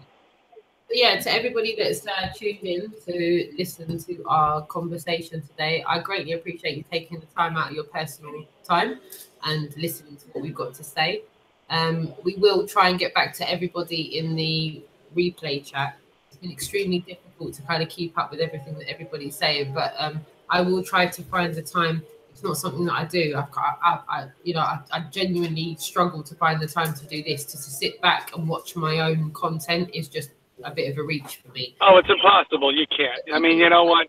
We've had a public conversation. I've asked my family to give me a couple of hours to do this today, so I will genuinely listen back to this content. I'm going to listen back to the replay chat. So if anyone has anything conducive that they want to say, questions that they want to ask, points that they want to be heard, I don't want to suppress anybody's points of view. I want you all to have the right to reply. I want you to all to have the right to say your piece and disagree with anything I've said or agree with anything I've said. And likewise for Chris, agree with anything he said or disagree with anything he said. We both take constructive criticism kindly. I speak for myself with that. Maybe I shouldn't speak for Chris in that, but, you know, he can speak for himself. But, you know, anything you've got to say, you know, constructively, even if it is criticism, I'm happy to take that on board. I don't want to do the truth and injustice. I only want to do the truth of service. And if I'm not doing the truth of service, I'd rather not do anything at all. And I feel as long as I'm pressing forward with 100% truth, 100% measurable proof when I'm talking to people face to face in human terms out on the road, then I'm doing the truth of justice. Over to you, Chris. Yeah, I also thank everybody for being here too. Again, my station CC. I don't know if anybody in the chat room. The link for your channel in the description of this hangout today. Okay, and what I'm going to do is I'm also, whenever you get this on there, I'll put it on my channel. And next time we do this, I'll figure out how to. Maybe I can do 2 hangouts at the same time, because I announced it on my channel. I was hoping some We'll try and work something out. I'm not sure how we'll do it, but we'll definitely try and work something out for sure. Yeah, definitely, because it was, there's a lot of people on my channel that I really want to, see this, but they'll see it when I, it'd be nice if they were, live interaction, so I could actually see it here on my phone. But the good news is somebody is actually looking at my apartment right now, and that's great. So I won't have to do this in my car anymore, hopefully. But that's personal stuff. I know people don't care about that, but I'm going to. That's cool. That's cool. All right, my darling. Well, thank you so much for coming on here today and having this conversation with me. Oh, Roxanne, always, yeah. Maybe we could do one on your channel in the week once you've worked out how to do it, and then we'll do my channel. But we'll work out one way of moving forward where we've got as much awareness as possible, and it's on your channel and my channel at the same time. Oh, absolutely, absolutely. Yeah, absolutely. I agree. That would be fun. That's taken the time out to listen to our conversation today. We fully appreciate you listening in and listening to what we've got to say. And yeah, we'll be doing many more of these in the future. All right, CC. Goodbye from me. Okay. All right, my darling. And all right. Everybody else in the chat room. Take care, CC. Okay, you too, Roxanne. Bye-bye. Once again.